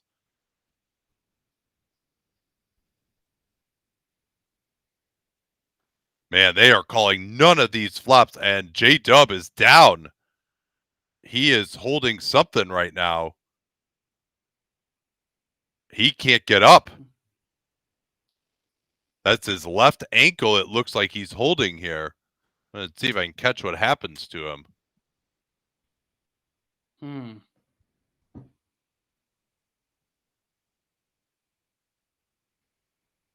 And does Josh Green flopping down like cause some issue here for J-Dub? He looked to be in incredible pain. Yeah, and he's like seeing the play and he just can't get up. Oof.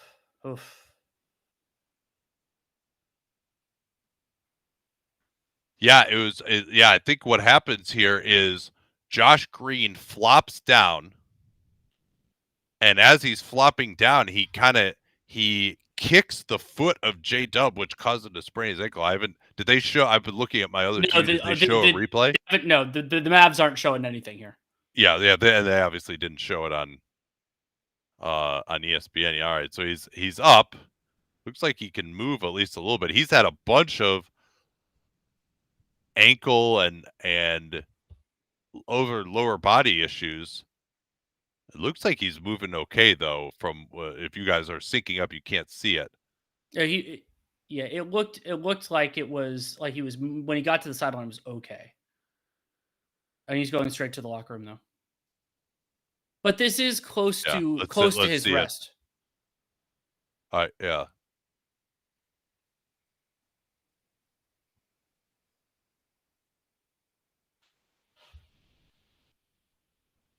Let's see it here. Yeah, Green is going to flop down. And then he kicks it. Yeah, so what he does is he kicks his foot so it's backwards as he's landing. And so he lands on that foot in an inversion because he got kicked. Yeah, really a spectacularly unlucky play there. So Shea will have to come back in, and this is definitely danger time for OKC. Trying to change sides of the floor with Chet. Now he's going to look to interact with Shea, and they want to go at Green. Shea on the attack on Washington gets space and gets that nice little step back going left.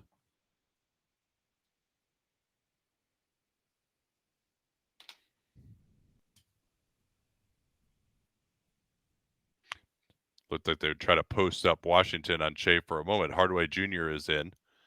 Good job by Joe stunting.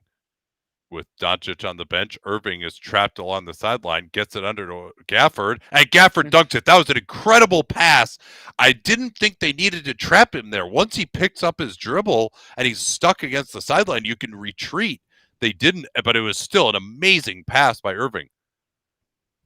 Shea cut off by Washington. Looked like he might have bumped his knee or something. 2 on the ball now.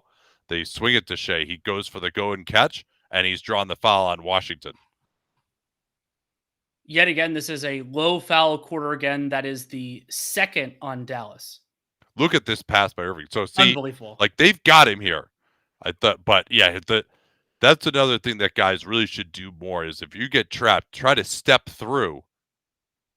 That was an awesome pass. And maybe you could say Shea should have gotten in front of Gafford there.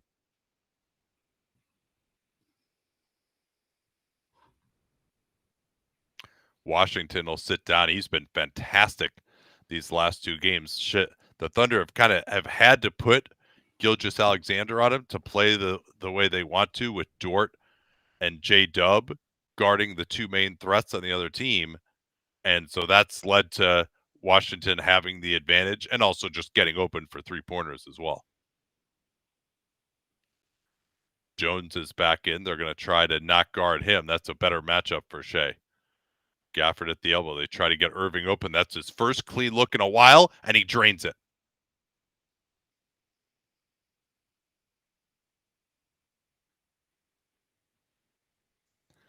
Going into the screening action with Joe and Gilgeous-Alexander. Shea missed him. Wants to finally get it to the corner. Joe getting past Jones Jr., but that's really good rotations by the Mavs. And this We'll is going to be stay here, OKC though. ball. Yeah. Wait, is that an offensive rebound? They're allowed to get those? It's a team offensive rebound, but yes. Yeah, this is a really good screen by Tim Hardaway to get Kyrie Irving open. That was a good, nice shooting set that they dialed up. When you get the ball below the shooter, it's so much harder to defend. Yeah, Shea not looking for the pop man at all. He's getting it to him too late. Here's Wiggins blowing by Gafford, and that's not good enough from Gafford. He was pretty much in position there. Close out a little short. If he wants to shoot a four-pointer over the top of you, I think that's okay. Irving rejecting the screen. Goes down, taken away by Wiggins. Great defense by Wallace. Shea is in transition. Looking back. Oh, he didn't get it to Wiggins. Shea is going into hero mode here, and he's succeeding. Yeah, and that was a nice play by Case and Wallace on the defensive end. We'll see if they can get Kyrie. And Gordon Hayward's in the game for reasons. Same set they just ran, but it's further out on the floor. It doesn't work as well. Irving closed down by Chet. Chet gets back into the play this time. Hardaway has to take a tough one off the heel. Hayward can push in transition. Oh, wow. What an aggressive move by Hayward. Shea timing up Green. Pushes off. And maybe he felt guilty about pushing off so much. They could have got the last possession there, huh? He went early. Yeah, he went early. Trying to get some back cut action through Gafford here. Hardaway Jr. is open, and he drains it. Not good enough defense there by OKC.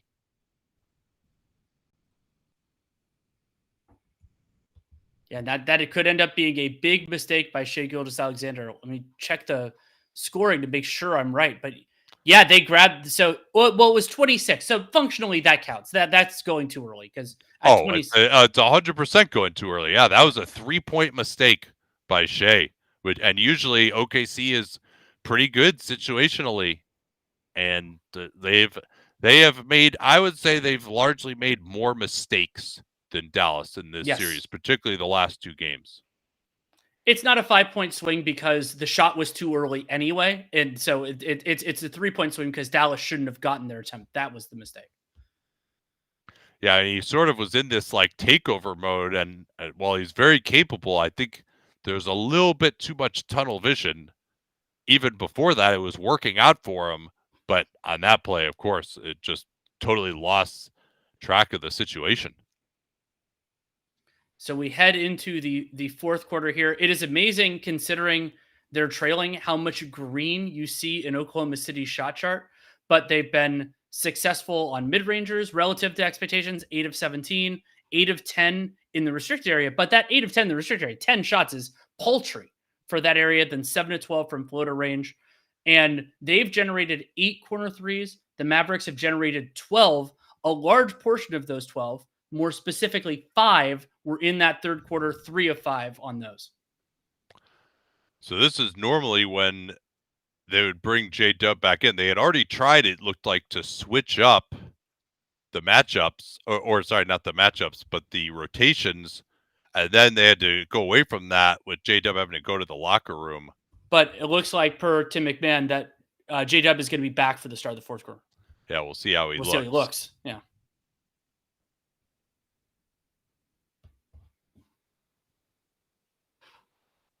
And this is generally when Shai Gilgeous-Alexander gets some time. I think he's going to be in more of this, but I think there's one more Shai rest, but it might not be the beginning of the fourth quarter. Maybe they try to catch him like around the under 7 timeout. Maybe there's something around that.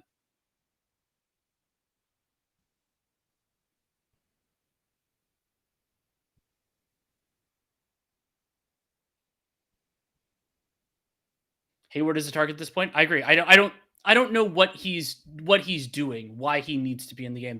The Thunder have enough guys. This is not the war of attrition that we've seen in some of the other series. Like he's not on the Knicks where it's like, oh crap, we just need a human being to physically be present on the floor. Like Oklahoma City has enough good guys.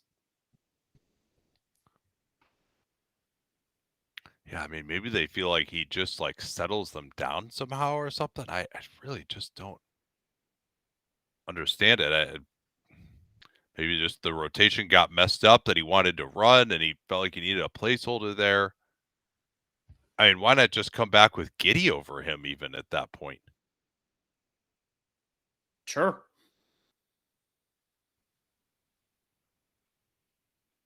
And it is notable that I don't think we've seen a single minute of Jay Will and Holmgren together. And I think that it is not a perfect configuration, but in many ways it's a superior one to Giddey in a lot of these lineups. If you have J-Dub and Shai out there. Now, if you don't have both those guys out there, you probably want the supplemental playmaking, but that's a different thing. Yeah, man, that 16-0 run was absolutely devastating stuff. And Hayward remains in. He's going to interact with Chet, and Shai is in as well. They switch Washington onto him. Hayward going to work and no, he's going to pass the ball. Will he take the three? He'll get into the lane. Hayward couldn't get off the ground, and Dort couldn't corral the rebound. This flop off between Dort and Luka has been amazing. And after the first half, there were a couple of soft calls. The elevator doors here for Hardaway Jr. After the first half, I think it's been pretty well refereed. Hardaway on the drive, and he scores over Chet, who is a little late to rotate that time. 6-point Dallas lead. I like that attack from Hardaway Jr. I didn't think it was going to lead to a shot. I thought it was going to be passed, but it worked out. Dort will set the screen. I mean, Dort, he rolls to the rim, but it's just completely useless. Like, he should pop instead. Now, he tried to draw the foul. It's a good no call. I love it. And more Mavs transition. Oh, Jones Jr. had an easy alley-oop. Instead, it's a three that misses. I mean, presumably it missed. Can they just duct tape that fan's arms to his side? Here's the three from Dort. They need it, and it misses. Shai has to pick up Luka. Let's see. I would try to just back him down here. That's exactly what he's going to do. Luka has just such a good understanding of where his advantage is, and he'll draw the foul. And we haven't seen foul trouble really rear its head in this game, but it is entirely possible that it could in the fourth. Though, of course, that's only the first foul on either team.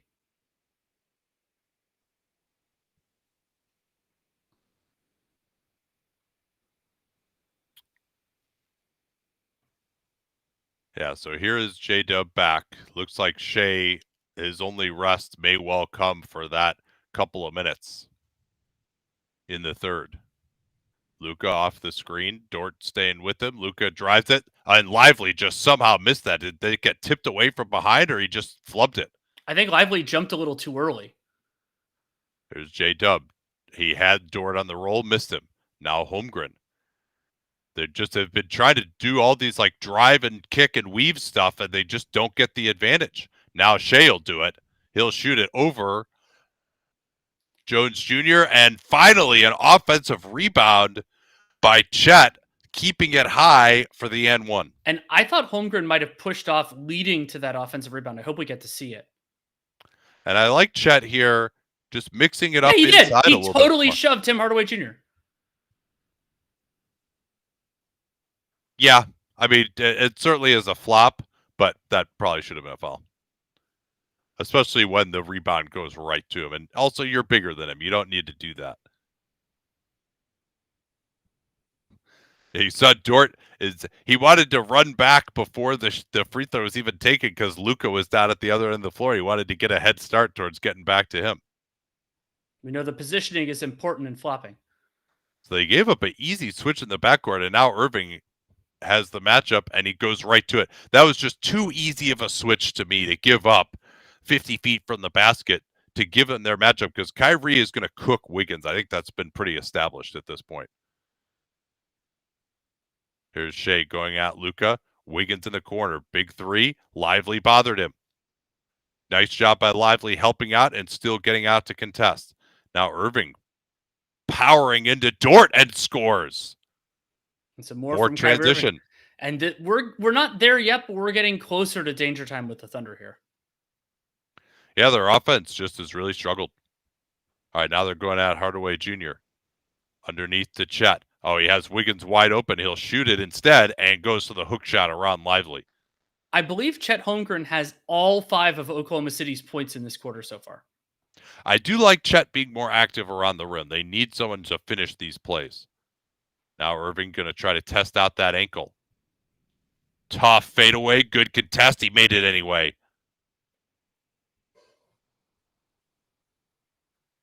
Kyrie on a heater. He's got 3 jumpers in a row now. Yeah, and 20 points overall in the game. I think 9 of 16 from the field.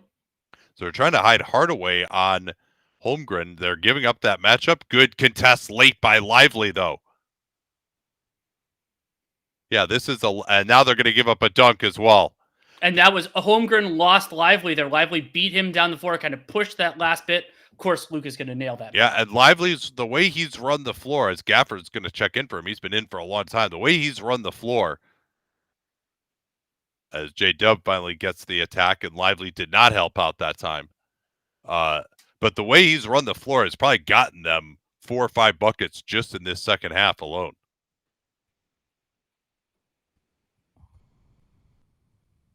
Now they want to go with the Doncic and Irving combo. Doncic gets it picked, but lucky to get it back. Late clock, and that's going to be a good call there. A trip on J-Dub. Just did not need to fall down there. Your late clock, you got him 40 feet from the basket. You already tipped it away once. And more importantly, like, they're just not giving you those calls.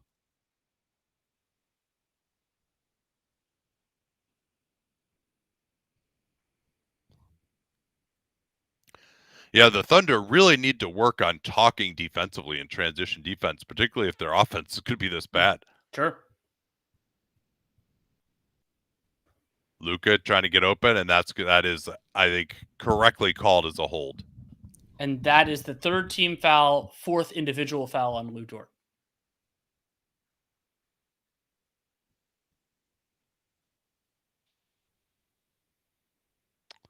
Yeah, certainly seems to be getting away from OKC here. Yeah, Luka's ahead of him there. Dort just wouldn't let him go. Dort not giving up, though. Now they get Luka in the post against Wallace. They had to switch that. That's the right pass. Washington 3, just in and out. Jay Will tipped it out on a good box out. Yeah, they got to get Jay Will down towards the baseline. Here's the drive into the lane and the block, but a foul down low. Maybe not. Maybe Gafford is just so worried about him. It's better to have him higher up because he's not going to help as much. But whereas he's more comfortable defending someone who's in the corner on the baseline. I mean, there's a body bump there by PJ Washington. Yeah, that's foul. Yeah. Ooh, and a missed free throw there by J-Dub. He's had a challenging game so far.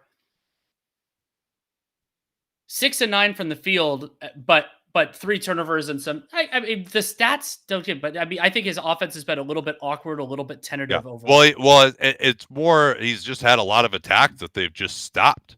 Right. Like 9 shots from him really isn't enough. Especially when you consider the limitations of Holmgren and Dort offensively in some of these lineups. It's like you have to, somebody has to take him, and that somebody probably needs to be him because Shea's taken enough.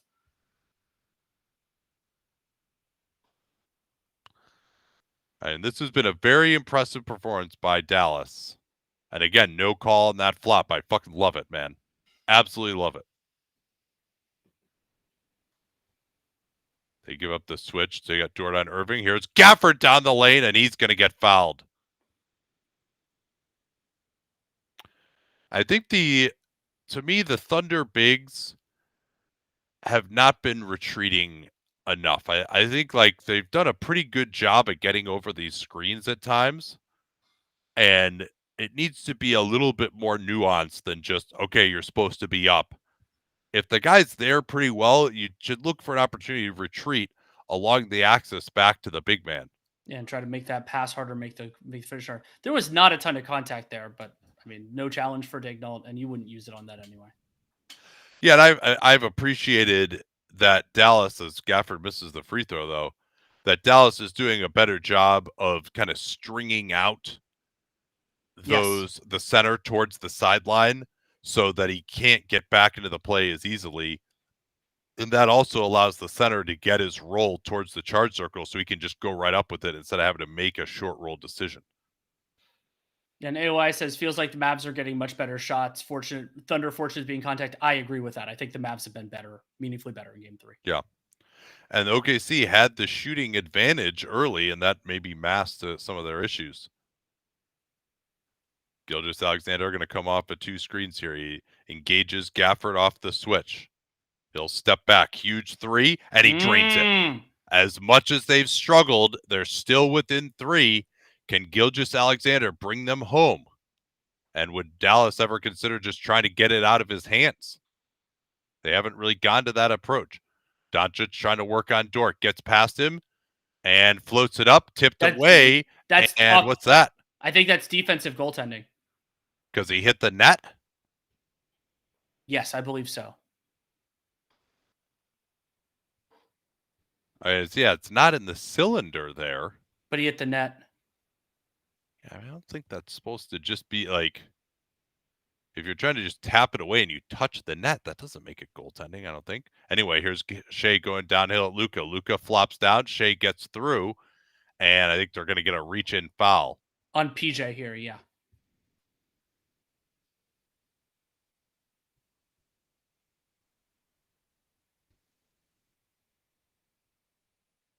And so that is a Jason Kidd timeout. According to the box score, he has 2 remaining. OKC has 2 remaining. So what that means is after this stoppage, we're probably not getting another timeout until the last minute and a half, 2 minutes of play. So it's that this is going to be the definitive stretch of game 3. I think is going to be the next 4 minutes, and it'll be without a timeout.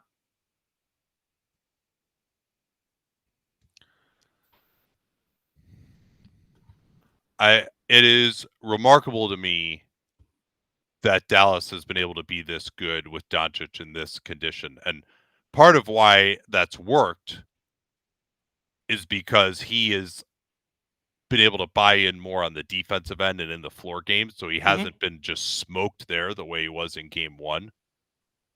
And he's done enough as a passer. Okay, yeah, so Nate, closing 5s for both teams. Probably go. For me, Mavs starting 5 is pretty easy. Like, I don't think you want like Hardaway out there or anything like that. Yeah, I think so. And then, but I think it depends too on what your strategy is going to be. If you're going to switch everything, maybe I'd go Josh Green instead of Jones Jr. because Jones Jr. is really not a great shooter. Green has hit those a little bit better. Like you said, I would not go Hardaway, and those are probably pretty much your options. And But I think yeah. for me, for OKC, it's a lineup they haven't used at all in this game. I think I would go both Jalen Williams along with Dort, Shea, and Chet. Nah, it probably would be Joe or Wallace in for Giddey for me. I have to go to you finished with Lively or Gafford. You go Gafford. Gafford for me. I trust this defense around the basket. It feels like there are going to be some key possessions there. Yeah, they both are similar archetypes, of course, but Lively has kind of brought more energy, more transition, more on the offensive glass. I'd say Gafford's a little bit better as a finisher, and defensively, if they are going to switch, maybe I would consider Lively. I think basically you just sub them in and out and make sure neither of them gets tired. And then save the kind of offense defense with Joe and with Wallace.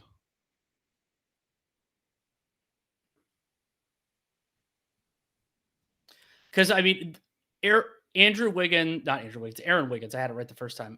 Not being able to do a good job on Kyrie, to me, that makes him hard to justify in the closing five.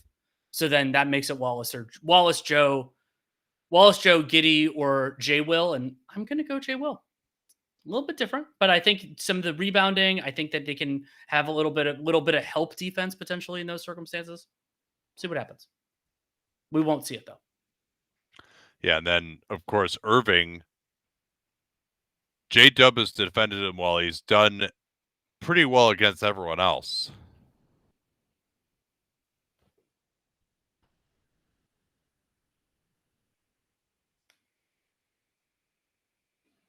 So we're coming back to 2 Shea Gilgeous-Alexander free throws, and these are big free throws for Shea. They're down 5, so make it a 1 possession game. Ooh, front rim.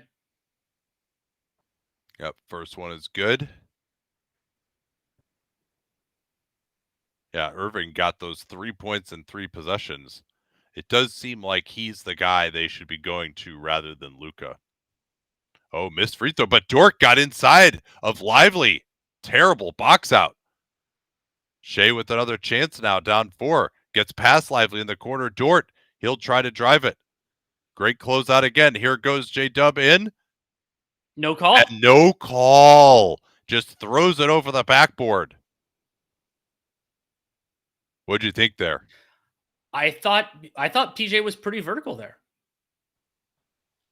Yeah, I'd like to get a replay of it. He may have jumped side to side, but this is just, they are not calling anything right now. And is this a hack of Lively? Wow.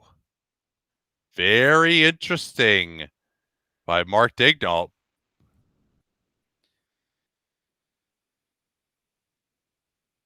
Now, if you're going to do this, then you need all your offensive players on the court. Yeah, Joe should be in here. Just take out Jalen Williams and go for the hacka. Joe is going to the table, and Lively barely rims it in. Now, the other problem, though, is you need to get a rebound.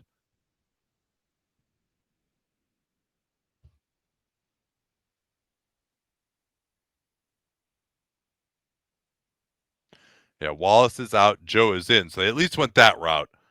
Yeah, you don't want to go too small because you have to actually get the defensive rebound. And that one rimmed in, one rimmed out.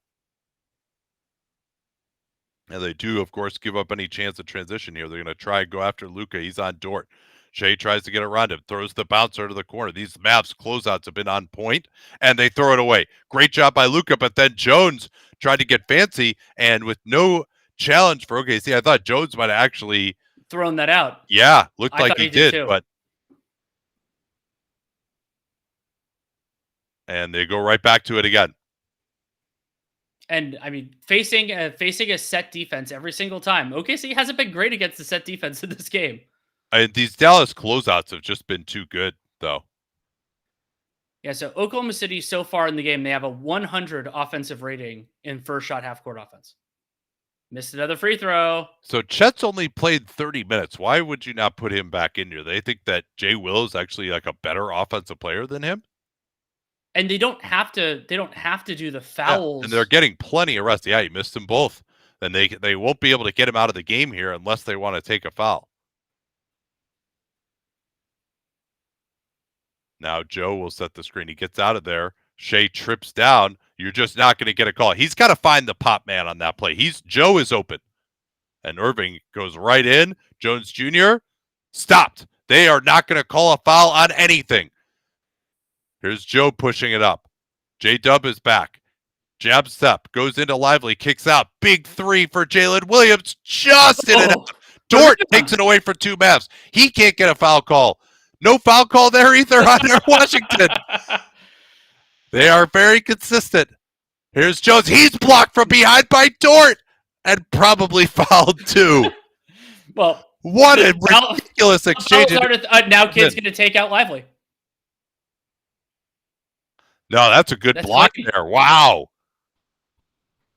Look at that. I mean, he does go through his body, but we've seen less not called, or we've seen more not called, I would say. So, this is interesting. So they're going to go no center now.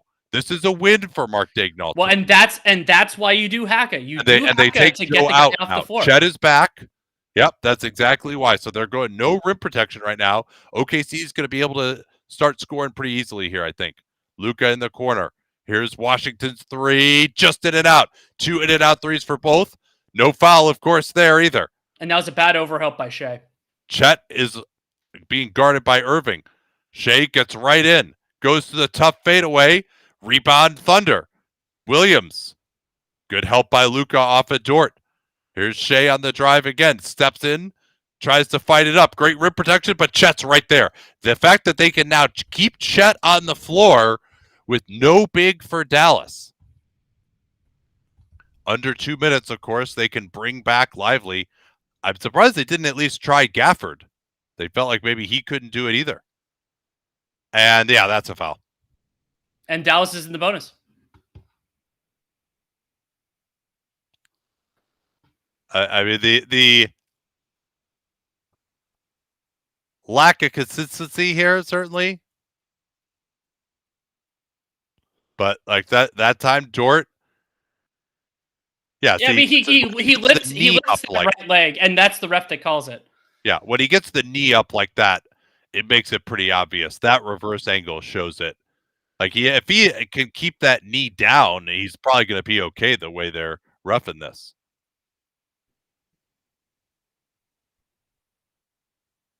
And now Lively is back in for a defensive possession. And we'll see how Mark Daigneault is going to respond. I think Kidd just wanted to get them something. But seeing how the Thunder got a bunch of offensive rebounds and an easy bucket at the rim, maybe he's just like, fuck it, we're putting him back in, and I don't care about the Haka.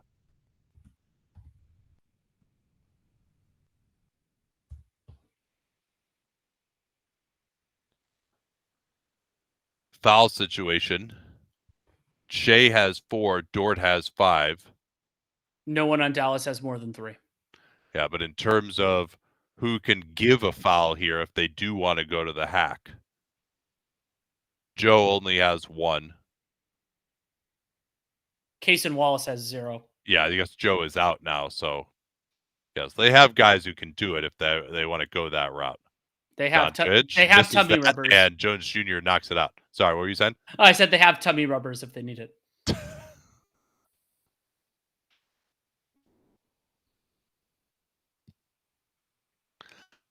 It's been forever here, but not much time has gone off the clock.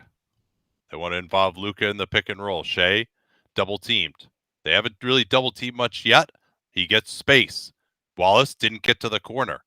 Late clock. Shea probably should have taken that shot. They're not going to get a better one than that, I don't think. Here's Wallace. Guns the 3. Had to rush it. Luka was there again. And he's been really solid. Great defensive rebounding there. And if you're going to do Haka, I guess they're not, then you do it earlier. He's running away. Did you see that? He's running away, and now they take it finally.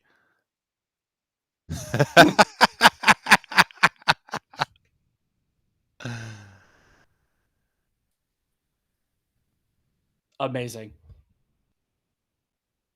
They still should have, because the point is, if you're behind by 4, you're trying to extend the amount of possessions in the game. You need to commit the intentional foul early.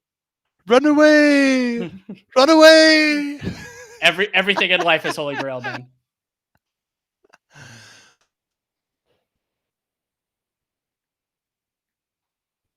So let's see how these free throws go. Yeah, kid's trying to say that his guy was shooting as the intentional foul was given. I don't buy that. I mean, maybe, but that's not really like the way that usually works. The foul was committed early. He was in the shooting motion when the whistle happened. I would say if he could just make 1 out of 2 every time, with them having this lead and the way they're defending, particularly because they'll have their defense set every time, like I think they're fine if he just makes 1 out of 2 every time, and he just made 2. Yeah. And now the use it or lose it timeout from Mark Daigneault. And I think maybe also part of the reason he went to this was just to get his guys some more rest. Sure. Given the minutes. Shea's still only on 38 minutes somehow. Seems like he hasn't rested that long. And even for the Mavs, Doncic 36, Irving 37, PJ 37. So nobody's really in like the absolute red zone.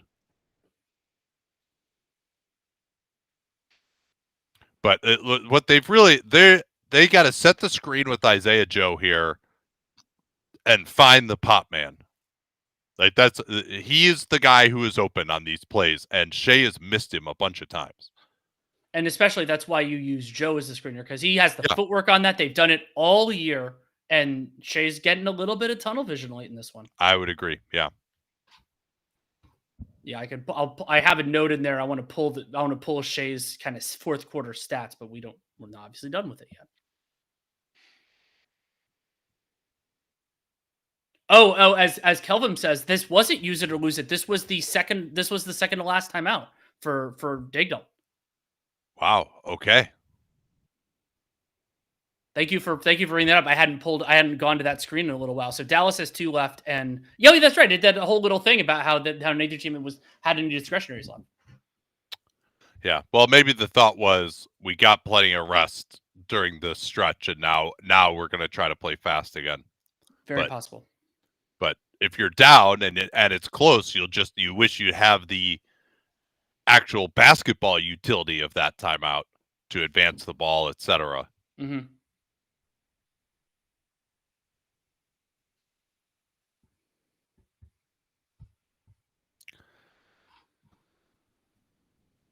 Yeah, Lively just put in his 9th and 10th points of the evening. And he is a massive plus again, despite his inefficiency. 2 of 7 from the field, 6 of 10 from the line. He is plus 16. Wow. In similar fashion, he was right about that in game 2 as well, despite being 1 of 7 from the field. So he's doubled his production from the field in this game.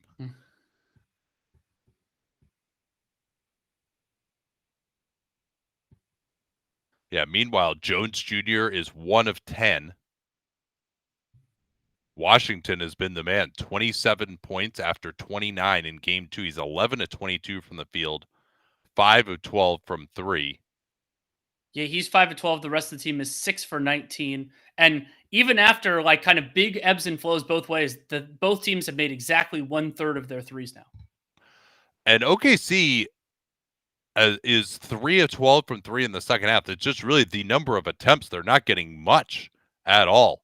Other than that brief 11-0 jag where they got out in transition, their offense has been very much stuck in the mud.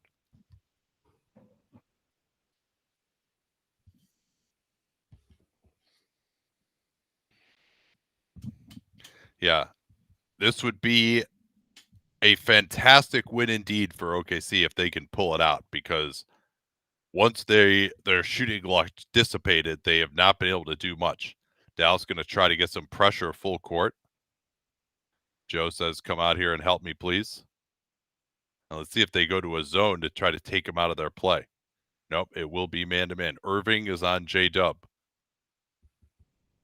Hand back. They want to get Shea backdoor. That was taken away. Instead, it's Joe stepping back. Great footwork by him. That was really good. The pass is online. He sees Lively step out. So before the pass gets there, he actually stepped away to open up more space, and they go to the hack again. Watch this. He's going to step back as the pass arrives to create the space against Lively. Beautiful footwork. And because the pass is on a line, that's what a lot of shooters learn is as the pass is coming towards you, you can either meet the pass or you can step away. Lively starting to find the range here. What did he shoot from the foul line in the regular season? It's like something like the high 50s, right? We probably should have looked at that 50.6. Okay. But he makes he's made 4 in a row now, and it's probably time to take that away. Here's Gilgeous-Alexander against Luka. Again, Dort was maybe open for a moment. Chet's going to try a drive underneath to Dort, but he's just not a threat there at all. Dort's going to have to create late clock. He drives baseline, finds J-Dub underneath. Tough fade away. Wow, what a shot that was in the face of Lively, who is right there. And Dallas hiding Luka Doncic on Dort has worked extremely well. Luka says, Derek, you go set the screen for Kyrie. Kyrie, they want to go at Joe here instead. Do they put 2 on the ball? Yes, they do. Jones Jr. rolls the basket. No, take it away. Joe got it, and Luka got the steal. A terrible pass. Joe going to try to race back, and Luka scores. Joe is upset with himself. He didn't run back immediately, but that was a huge exchange. Here's Shea on the drive. He tries to draw the foul, and he does. And I did not see a ton there. Dallas does still have their challenge. Yeah, and usually it's a pretty good idea, I would say, unless the guy has a layup. If you have no one in front of you, just keep dribbling. Shea rims in that free throw. I thought that was a very soft call.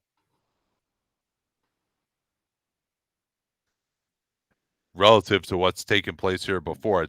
Sometimes when you just go really quick down the other end, the referees will almost give you more of a benefit of the doubt if the other team has just scored in particular. Maybe that's just the human nature of it all. Shea has really had to do everything for their offense right now. They're going to go after Chet this time in pick and roll. He's in a drop coverage. Luka trying to go to work on Dort. Gets it off. Tough shot. Tried to draw the foul. He's gone down. They can push it here. It's only a 3-point game. First chance for OKC to tie in a while. Shea working on Irving. Gets past him. Throws an airmail pass. And no foul. Yes, foul. No, there is a foul. Jump ball. Jump ball has been called. What an odd result from that. How is this a jump ball? Maybe that they both came down with it at the same time? They didn't, though. Luka never had possession. No. And quite frankly, that's not a foul. Like, that's just what happened. Like, he's got 2 hands on the ball. They both have 2 hands on the ball. Like, that is not a foul. Well, they didn't call it. They called it a jump ball. I realize that, but it's clearly not a jump ball. And the Mavs are going to get it. Shea's passing, I think, has not really been good enough. Like, that one got deflected. He's a little out of control at the rim. They want to go after Isaiah Joe here. Dort has 5 fouls. Washington going at Joe. Spins in, and he's stopped by 3 Thunder. Not a good finish there. He made the wrong read. He should have passed it. Now they've got Lively on Shea. Shea to tie it. Too long. Chet tries to run it down. Jones beat him to it. And I'd let Kyrie cook on this possession.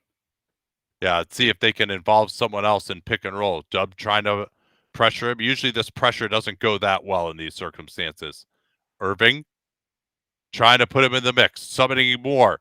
Into the lane. Left hand. And it goes. Incredible shot making. Thunder got to come back here. They only have 1 timeout. They can't take it to get the 2-for-1. Early screen. Shea on the attack. Goes baseline. Tries to fight it up. No foul call. And it's a foul on Shea, who was on the ground, I think. He's not in legal guarding position if you're on the ground and someone tripped over him. I think it might have been Lively that tripped over him. Let's see. Yeah, great defense by Luka. And it's Jones Jr. who's going to trip over him afterwards as he gets it. Luka got elbowed in the face on that play. Maybe they're calling that elbow. Oh, the elbow into the face of Luka. Okay, excuse me. But that does mean that it's because it was in the shooting action rather than a loose ball foul that it's not free throws. It'll be an inbound. Yeah, and Irving, what a great finish by him going to his left, somewhat reminiscent of the play that he made to beat Nikola Jokic and the Nuggets in the regular season. That one was even more insane. They'll try to deny the ball in bounds here. They get it to Irving in the backcourt. He throws it ahead to Washington. They don't take the foul yet. Hardaway Jr. is in for shooting. They trap him. And J-Dub got the steal, but he stepped on the line. They went with the pressure for a long time there. Way too long. I don't know about that, actually. I do. I mean, I think like the only way you're going to do it is you get a turnover. Like they have good free throw shooters and they try to run into the backcourt. Luka has it. Now they have to take it. Now they're waiting for him to go get him. He tries to go through. Oh, it's lost. They did get the steal. They throw it ahead. They should go for a three here. And no foul. Well, so if there's no foul, then this is Mavericks ball.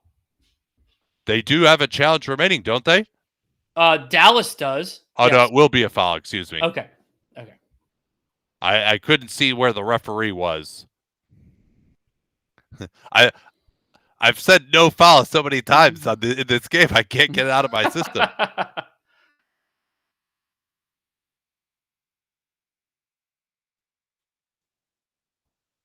So Thunder pressure working well there. That was OKC's best chance to get a clean look from three, and they didn't even look there.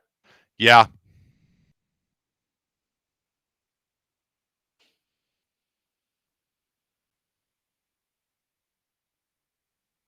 That's a great foul by Irving, though. Made dead bang sure there wasn't going to be a three-point play attempt. Yeah, Chet looking for one more free throw here. It doesn't look like he's considering an intentional miss. They have both bigs in, and so they'll surely time out to advance the ball now. No, they aren't going to do that. They're going to try to get it in first. They don't take the timeout. It's Luka. Luka being triple teamed, and then he's tied up. That was a little bit of a gamble from Jason Kidd, but he's able to get the with foul. 2 timeouts left. He absolutely should have advanced. Well, and that's really bad tactic from if you're going to foul from Daigneault. Why is Lou Dort in the game there? Because now he's unavailable for the rest of it. Well, because he's the best guy they have to deny it. Like that's where it really comes out, is denying the ball in bounds to begin with. So I don't mind that. You're in a desperation situation here with 7.2 left.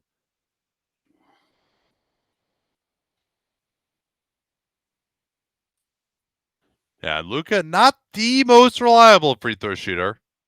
And he does make that one, and that's in all likelihood going to do it here. OKC still has 1 timeout left, so we'll stick around.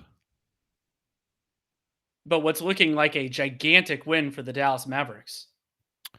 It is, and I mean, their defense has been the story of this series so far to me. The Thunder just, how many clean looks did they get in the second half? Just not many. And he missed that one. Here they go. They probably should have taken the timeout there. They don't. What are they doing? Taking a 3, not even close. And there we go. That'll do it. Yeah, that was a terrible decision to not take the timeout, because what you do is you got to take the timeout. You need 2 possessions regardless. You take the timeout, you advance it, you score, and then you find a way to force a turnover on the inbound. That's the only way you're going to get it done.